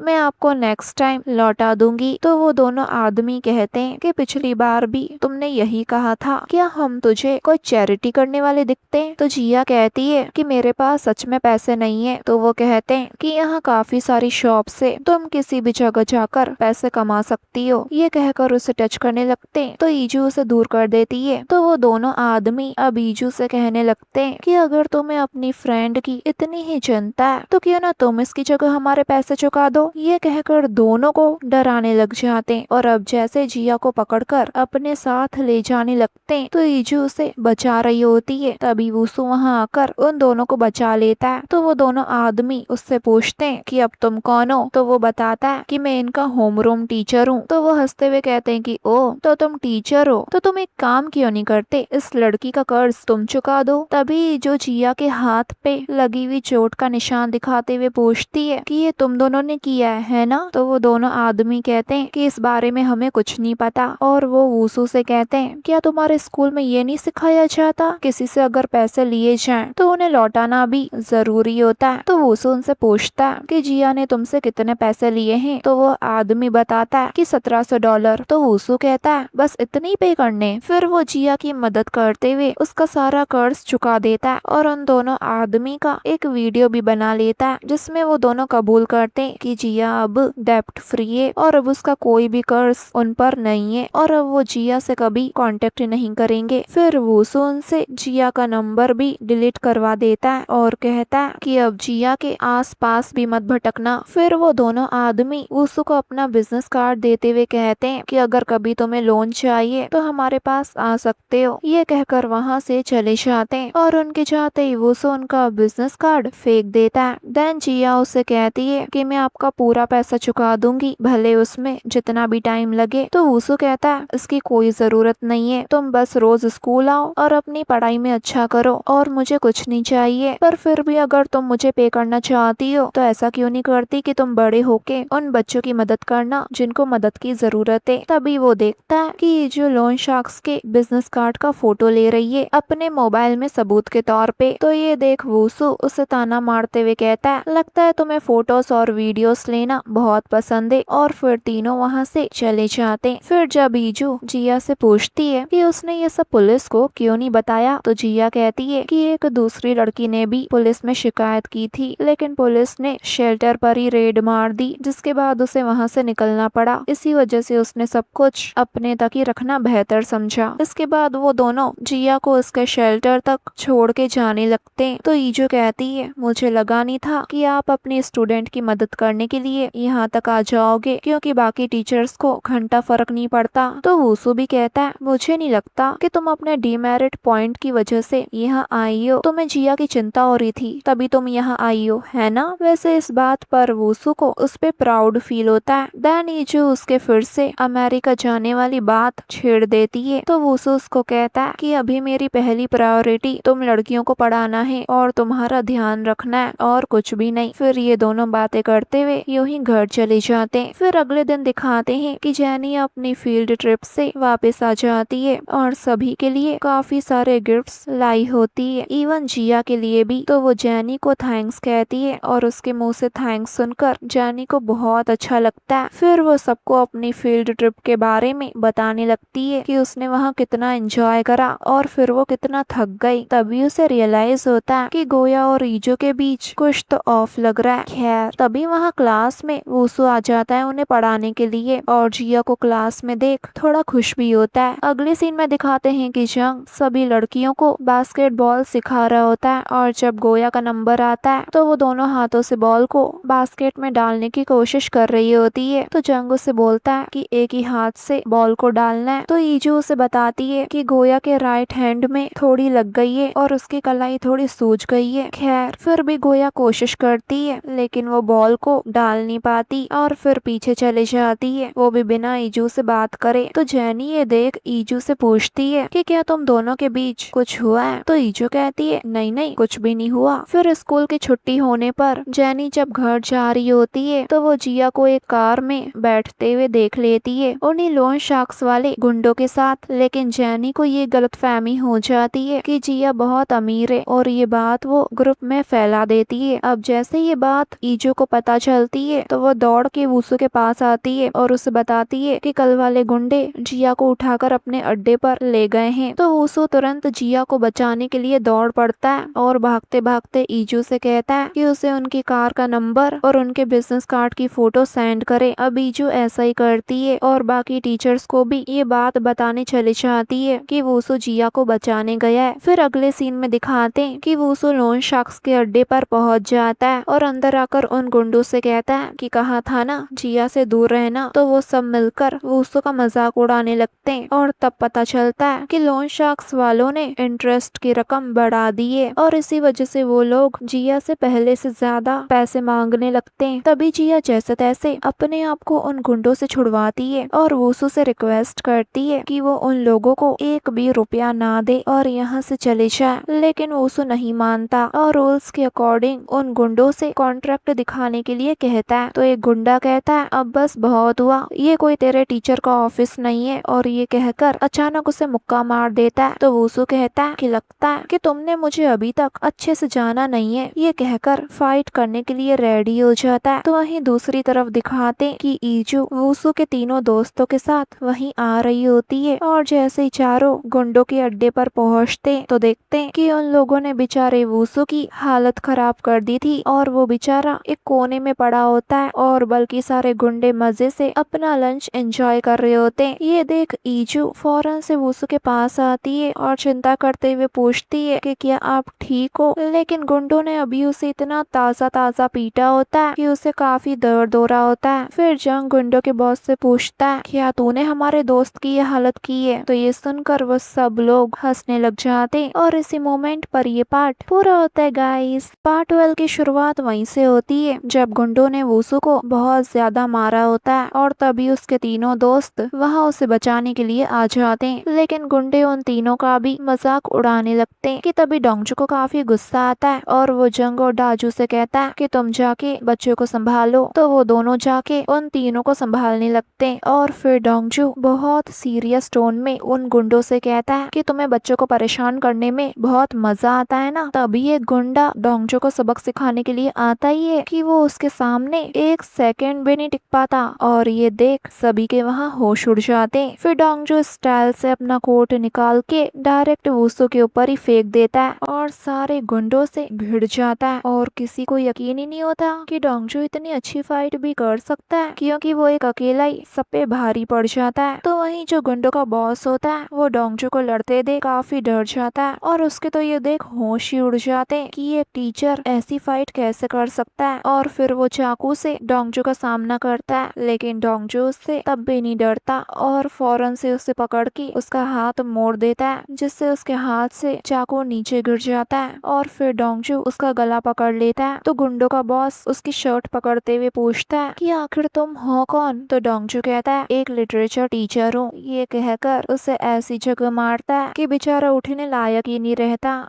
लेकिन इस चक्कर में डोंगजू की शर्ट फट जाती है, जिससे थोड़ी देर के लिए उसका ड्रैगन शेप वाला टैटू दिखाई दे जाता है और ये देखते ही ईजू की तो आंखें फटी की फटी रह जाती है और डाजू फौरन से उसका कोट लेके आता है और उसके टैटू को ढक देता है। और इस दौरान वूसू पूरी कोशिश करता है कि ईजू उस टैटू को न देखे। खैर आखिर में डोंगजू उन गुंडों से माफी तक मंगवा देता है और उनसे कहता है अगर मैंने तुम्हें दोबारा देख लिया तो तुम बचोगे नहीं, और ये वार्निंग देकर वो उन सब को वहाँ से ले जाता है। तो वहीं इन गुंडों को ये समझ नहीं आता कि एक लिटरेचर टीचर उन सबको कैसे पीट सकता है। तो उनका बॉस कहता है कि इसकी आंखें देखकर ही समझ आ रहा था कि अगर हम दोबारा इसके सामने आए तो ये हमें सचमुच छोड़ेगा नहीं। फिर यहाँ दिखाते हैं कि गोया को जब जिया की हालत के बारे में पता चलता है तो वो बार बार ईजू को कॉल करने लगती है, लेकिन ईजू उसका फोन ही नहीं उठाती। तभी गोया देखती है कि ईजू सामने से चलकर आ रही है और जैसे ही उसे पता चलता है कि ईजू सुरक्षित है वो दौड़कर उसे गले लगा लेती है और कहती है तुम्हें पता भी है मुझे तुम्हारी कितनी चिंता हो रही थी, मुझे लगा तुम जिया की तरह किसी चीज में इन्वॉल्व तो नहीं हो, और पता है अभी मेरे मन में कितने खराब खराब ख्याल आ रहे थे जब तुम मेरा कॉल नहीं उठा रही थी और किसी को कुछ नहीं पता था कि तुम कहाँ हो। कि तभी ईजू अचानक कन्फेस कर देती है कि उसे डोंगजू पर नहीं वूसू पर क्रश है। तो इस पर गोया मानती है कि उसे सबसे ज्यादा इस बात पर दुख हुआ कि ईजू अब उस पर इतना भरोसा नहीं करती कि वो अपने दिल की बातें उससे शेयर कर सके। तभी ईजू उसे समझाती है कि मैंने तुम्हें इसलिए नहीं बताया मेरे क्रश के बारे में क्योंकि हम वूसू के बारे में रात दिन बुराई करते रहते थे और अब अचानक मेरी फीलिंग्स चेंज हो गई तो मुझे लगा कि ये सब अजीब लगेगा, इसलिए मैंने नहीं बताया। खैर फिर आपस में सुलह करने के बाद ईजू गोया को डोंगजू के ड्रैगन शेप वाले टैटू और उसके लड़ने की स्किल्स के बारे में बताती है और मजाक में कहती है कि वो तो किसी पुराने गैंगस्टर जैसा लगता है। तो गोया ये सुनकर थोड़ा सा सदमे में चली जाती है। तो ये देख ईजू सोचती है कि कहीं मैंने इसे बताकर गलती तो नहीं कर दी। तो वहीं यहाँ दिखाते हैं कि जंग वूसू की चोटों पर मेडिसिन लगा रहा होता है, तो वहीं डोंगजू काफी शांत बैठा होता है और फिर जंग उसके हाथों की चोटों पर मेडिसिन लगाने लगता है। इस दौरान पता चलता है कि डोंगजू पहले एक स्ट्रीट फाइटर था और उसने सोचा था कि वो कभी फाइट नहीं करेगा, लेकिन आज उसे लड़ाई करनी पड़ी और इवन उसके स्टूडेंट्स ने तक उसकी बॉडी पर बना हुआ टैटू देख लिया और इसी बात को लेके वो अभी काफी परेशान बैठा होता है। तो उसका ध्यान भटकाने के लिए जंग उसे अपनी दोस्ती के काफी पुराने किस्से याद दिलाने लगता है और धीरे धीरे डोंगजू का मूड ठीक भी हो जाता है। और इस दौरान ये भी पता चलता है कि जब डोंगजू के पास कोई नहीं था तब जंग उसके मुश्किल टाइम में उसके लिए खड़ा रहा था। और उसके बाद इन दोनों की दोस्ती वुसु और डाजू से हुई टीचर ट्रेनिंग सेशन में, और तब से लेके ये चारों साथ में रहते हैं। तो वहीं दूसरी तरफ दिखाते हैं कि आज जो भी हुआ, ईजू इन सारी बातों को अपने नॉवल की कहानी आगे बढ़ाने के लिए भी इस्तेमाल करती है। और फिर दिखाते हैं कि जब दो गुंडे गोया को परेशान कर रहे होते हैं तो डोंगजू उसे आकर बचाता है और फिर डाजू के साथ वहाँ से चले जाता है। और इस दौरान वो उसके ड्रैगन टैटू का भी जिक्र करती है और वो सारे डायलॉग्स यूज करती है जो आज डोंगजू ने गुंडों को धमकाने के लिए कहे थे। फिर अगले दिन स्कूल में दिखाते हैं कि जिया आते ही इस बार सोती नहीं बल्कि अपनी बुक्स वगैरह निकाल कर जैनी से थोड़ा हाय हेलो करती है। तो ईजू के सभी दोस्तों को समझ नहीं आता कि आज सूरज आखिर कहाँ से निकला है। खैर ईजू काफी खुश होती है और बाकी सब सरप्राइज। खैर तभी वुसु क्लास में आता है और उसके चेहरे की हालत को देखकर सब पूछने लग जाते हैं कि आखिर आपको क्या हुआ। बट वुसु उनकी बातों का जवाब नहीं देता और सबसे कहता है कि मैं बिल्कुल ठीक हूँ। फिर वो अटेंडेंस लेके जैसे क्लास से बाहर निकलता है तो जिया उसके पीछे आती है और उससे माफी मांगती है कि उसकी वजह से ये सब हुआ। तो वुसु उससे कहता है कि तुम बस अपनी पढ़ाई पर ध्यान दो और इसकी टेंशन मत लो। ये कहकर चले जाता है। फिर अगले सीन में दिखाते हैं कि गोया डोंगजू को देख कहती है कि मुझे एक बार फिर सोचना पड़ेगा। तो ईजू को लगता है कि गोया का उस पर से क्रश खत्म हो गया है। तो गोया कहती है किसने कहा कि मेरा क्रश उस पर से खत्म हो गया है, बल्कि वो तो डिसाइड करती है कि अब उसे अपनी पढ़ाई में और मेहनत करनी है ताकि वो लाइफ में सक्सेसफुल होकर डोंगजू को किसी भी मुश्किल से बचा सके। फिर वो ईजू को भी हिम्मत देती है कि वो वुसु को अपने दिल की बात बता दे। फिर अगले सीन में दिखाते हैं कि जब वुसु क्लास में पढ़ा रहा होता है तो ईजू बस यही सोच रही होती है कि मैं उसे कैसे बताऊं। फिर जब क्लास खत्म होने के बाद वुसु वहां से जाने लगता है तो ईजू उसे रुककर अपने मन में कहती है कि अब ये सही टाइम है, लेकिन फिर बात को घुमाकर ये कह देती है कि आपने आज नए ग्लासेस पहने हैं। लेकिन वुसु उसकी इस बात पर कुछ रिएक्ट नहीं करता और वहां से सीधा चले जाता है। और ईजू वो बेचारी अपने टेबल पर अपना सर फोड़ती रहती है, लेकिन फिर से हिम्मत करके उसके पीछे जाती है ये सोचकर कि आज नहीं तो कभी नहीं। फिर वो दोबारा वुसु को रोकती है तो वुसु पूछता है अब क्या हुआ। फिर जैसे ही ईजू उसके सामने आती है तो आखिरी पल में वो उसे सामने देखकर घबरा जाती है और रुक जाती है। और इसी मोमेंट पर ये पार्ट पूरा होता है गाइस। पार्ट 13 की शुरुआत होती है ईजू से जो वुसु को अपने दिल की बात बताने की कोशिश कर रही होती है, लेकिन हिम्मत न जुटा पाने की वजह से वो अपनी फीलिंग्स बताने के बजाय उससे ये कह देती है कि वो थक चुकी है, इसलिए अब आफ्टर मैथ्स क्लासेस कंटिन्यू नहीं करना चाहती। तो वुसु कहता है क्या तुम्हारा जरा सा भी मन नहीं करता कि एक बार मैथ्स ट्राई करके देखो। तुमने 10 साल पहले जो वादा किया था उसका क्या हुआ, तुम उस समय बहुत श्योर लग रही थी। तो ये सुनकर ईजू थोड़ी कंफ्यूज हो जाती है। फिर वुसु आगे कहता है मुझे अपने मन में बिल्कुल शक नहीं था कि तुम मैथ्स में अच्छी बनोगी। तो ईजू से पूछती है कि कौन सा प्रॉमिस और मैंने आपसे कब करा। तो वुसु कहता है छोड़ो ये बात, और ये कहकर आगे जाने लगता है। तो ईजू से रोकते हुए पूछती है आप किस प्रॉमिस के बारे में बात कर रहे हैं, मैं कुछ समझी नहीं। लेकिन वुसु उसकी बात का कोई जवाब नहीं देता बल्कि उसे क्लासरूम साफ करने के लिए वहाँ से भेज देता है। तो वहीं पास में खड़ी हुई दूसरी मैथ्स स्टूडेंट हासु उन्हें ही देख रही होती है और ये पूरी बातचीत सुन लेती है। फिर जब ईजू घर आती है तो गोया कॉल पर ईजू को अपनी फीलिंग्स कन्फेस करने के लिए लव लेटर लिखने का आइडिया देती है, लेकिन लेटर लिखने के बजाय ईजू अपनी सारी फीलिंग्स अपने अगले नॉवल चैप्टर में डाल देती है, जिसमें अचानक से डोंगजू का कैरेक्टर वुसु के कैरेक्टर को फीलिंग्स कन्फेस करते हुए कहता है कि उसे उस पर बहुत पहले से क्रश है और वो उसे लाइक करता है। और ये सुनकर वुसु का कैरेक्टर उसे हक कर लेता है। लेकिन अगले दिन ये बात ईजू गोया को नहीं बताती कि उसने अपनी फीलिंग्स कैसे कन्फेस करी है, बल्कि वो कहती है कि वो अपनी फीलिंग्स कन्फेस नहीं करेगी क्योंकि वुसु सर उसे वापस लाइक करें, ऐसा तो हो ही नहीं सकता ना। तभी वुसु भी स्कूल आ जाता है तो ईजू उससे जाकर पूछती है क्या आपने मेरे नॉवल का न्यू चैप्टर पढ़ा। तो वुसु कहता है कि डोंगजू के कैरेक्टर ने अचानक अपनी फीलिंग्स कन्फेस करी, जबकि वो ऐसा क्यों करेगा, ये काफी अजीब है। ये बताकर वो तो आगे बढ़ जाता है, लेकिन बेचारी ईजू काफी ऑकवर्ड और एम्बेरस फील करने लगती है। फिर बाद में होमवर्क पूरा न करने की वजह से क्लास में वुसु ईजू को डांट देता है और बल्कि उसे डबल होमवर्क करके आने को कहता है। लेकिन जब लंच टाइम में ईजू के दोस्त वुसु को बुरा भला कहने लगते हैं कि उसने पूरी क्लास के सामने ईजू को डांटा, तब ईजू खुद ही वुसु के फेवर में बोलने लगती है और वुसु को डिफेंड करती है। तो ये देखकर ईजू के दोस्त पहले पहले तो हैरान हो जाते हैं, लेकिन फिर इस बात को लाइटली ले लेते हैं। तो वहीं दूसरी तरफ स्कूल के कुछ स्टूडेंट्स को ईजू का लिखा हुआ नॉवल मिल जाता है, जो उसने अपने पेन नेम आइमुक से लिखा था। धीरे धीरे सबको समझ आने लगता है कि उस नॉवल के कैरेक्टर्स असल में नए टीचर्स पर बेस्ड हैं। नॉवल पढ़ने के बाद हासु को शक होने लगता है कि इसकी असली राइटर शायद ईजू ही है, क्योंकि नॉवल में वुसु के कैरेक्टर की कही हुई हर एक लाइन बिल्कुल वही होती है जो वुसु ने आफ्टर स्कूल मैथ्स क्लास के दौरान कही थी। फिर उसे ईजू और गोया की नॉवल को लेकर हुई बातें भी याद आने लगती है, जिससे उसके सारे डाउट्स धीरे धीरे क्लियर होने लगते हैं। तो वहीं ईजू चुपके से वुसु को किसी से फोन पर बातें करते हुए देख रही होती है और वुसु काफी हंस हंस कर सामने वाले से बात कर रहा होता है, जिससे ईजू को लगता है कि वो नाडियोल से बात कर रहा है और ये सोचकर वो सैड हो जाती है। और फिर ये सारी बात वो गोया को आकर बताती है और कहती है कि वुसु हमेशा नाडियोल के साथ खुश दिखता है, लेकिन जब भी मेरी बात आती है तो उनकी स्माइल पता नहीं कहाँ गायब हो जाती है। आज तक एक सेकंड के लिए भी वो मेरे सामने ऐसे नहीं हंसे। और अब ईजू अपनी फीलिंग्स के ऊपर यही फुल स्टॉप लगाने का फैसला करती है और कहती है कि वो चाहे कितनी भी कोशिश कर ले, लेकिन वुसु की नजरों में एक रियल वुमेन नहीं बन पाएगी जैसी नाडियोल है। और वैसे भी क्या ही फर्क पड़ता है, मेरे लिए वुसु सर की खुशी ज्यादा मायने रखती है। ये कहकर रोने लगती है और गोया उसके डिसीजन की रिस्पेक्ट करते हुए उसे कंफर्ट करती है। वैसे अभी ईजू काफी हर्ट होती है। तो वहीं रात को दिखाते हैं कि जब ये चारों घर पर डिनर कर रहे होते हैं, तब डाजू आकर वुसु को नाडियोल के नाम से चिढ़ाने लग जाता है। वुसु पहले तो उसे हर बार की तरह इग्नोर मारता है, लेकिन जब डाजू अपना मुंह बंद नहीं करता तो अब दोनों बच्चों की तरह लड़ने लग जाते हैं। तो वहीं रात को जब ईजू अपने नॉवल के न्यू चैप्टर पे आए कमेंट्स पढ़ रही होती है कि तभी उसे एक ऐसा कमेंट मिलता है जो उसके होश उड़ा देता है। दरअसल उस कमेंट में लिखा होता है कि ये नॉवल लिखने वाली लड़की मरियम गर्ल्स स्कूल से है और सुबह तक ईजू इसी कमेंट को लेके परेशान बैठी होती है और उससे परेशान देख हासु जानबूझकर उसी के नॉवल को लेकर पीछे बैठी एक लड़की से गॉसिप करने लग जाती है। और ये गॉसिप सुनकर ईजू घबरा जाती है और सोचने लगती है कि शायद हासु को उसका बीएल नॉवल लिखने वाला सीक्रेट पता चल चुका है और अब तो उसे लगता है कि उसके पास सिर्फ दो ही रास्ते, या तो वो हासु से इसे सीक्रेट रखने के लिए कहे या फिर अपना नॉवल ही डिलीट कर दे। और इसी डर की वजह से वो सारा टाइम खोई खोई सी रहती है, गोया तक को कुछ नहीं बताती और इवन रात को चैन से सो भी नहीं पाती। फिर अगले दिन भी ईजू स्कूल में काफी घबराई हुई रहती है और जब भी हासु किसी टीचर से सवाल करती है या कुछ भी कहती है तो हर वक्त ईजू को बस ये डर लगा रहता है कि कहीं वो बाकी टीचर्स को उसके नॉवल के बारे में बता न दे या फिर ऑनलाइन ये बात फैला न दे। गोया उसके अजीब बिहेवियर को देख पूछती भी है कि क्या कुछ हुआ है, लेकिन ईजू वो बस इतना कहती है कि कुछ नहीं हुआ। फिर रात को दिखाते हैं कि मैक्स की आफ्टर क्लास खत्म होने के बाद सब वहाँ से चले जाते हैं, लेकिन हासु पीछे रुककर सवाल पूछने के बहाने वुसु को प्यार से एक जूस कैन देती है, जिसे वुसु पहले एक्सेप्ट नहीं करता, लेकिन फिर हासु को बुरा न लगे इसलिए ले लेता है और कहता है कि आगे से मेरे लिए कुछ मत लाना। फिर जब दोनों बाहर आते हैं तो देखते हैं कि ईजू अभी तक घर नहीं गई। अब उसे वुसु से अकेले में बात करनी होती है, तो हासु वहाँ से चली जाती है और ईजू वुसु से कहती है कि वो कुछ टाइम के लिए राइटिंग से ब्रेक लेना चाहती है और पढ़ाई पर फोकस करना चाहती है, लेकिन उसके अंदर कॉन्फिडेंस की कमी देखकर वुसु उससे पूछता है कि क्या वो सच में राइटिंग छोड़ना चाहती है या फिर बस थोड़ा ब्रेक लेने का बहाना ढूंढ रही है। फिर वो उससे कहता है कि मुझे नहीं पता कि तुम्हारे दिमाग में ये आइडिया कहाँ से आया, लेकिन वो पल सोचो जब तुमने लिखना शुरू किया था और क्यों किया था, तब तुम्हें तुम्हारा जवाब मिल जाएगा। यानी वो उसे अब भी अपने पैशन को फॉलो करने के लिए इनकरेज करता है। फिर बाद में जब दोनों साथ में स्कूल से बाहर निकल रहे होते हैं तब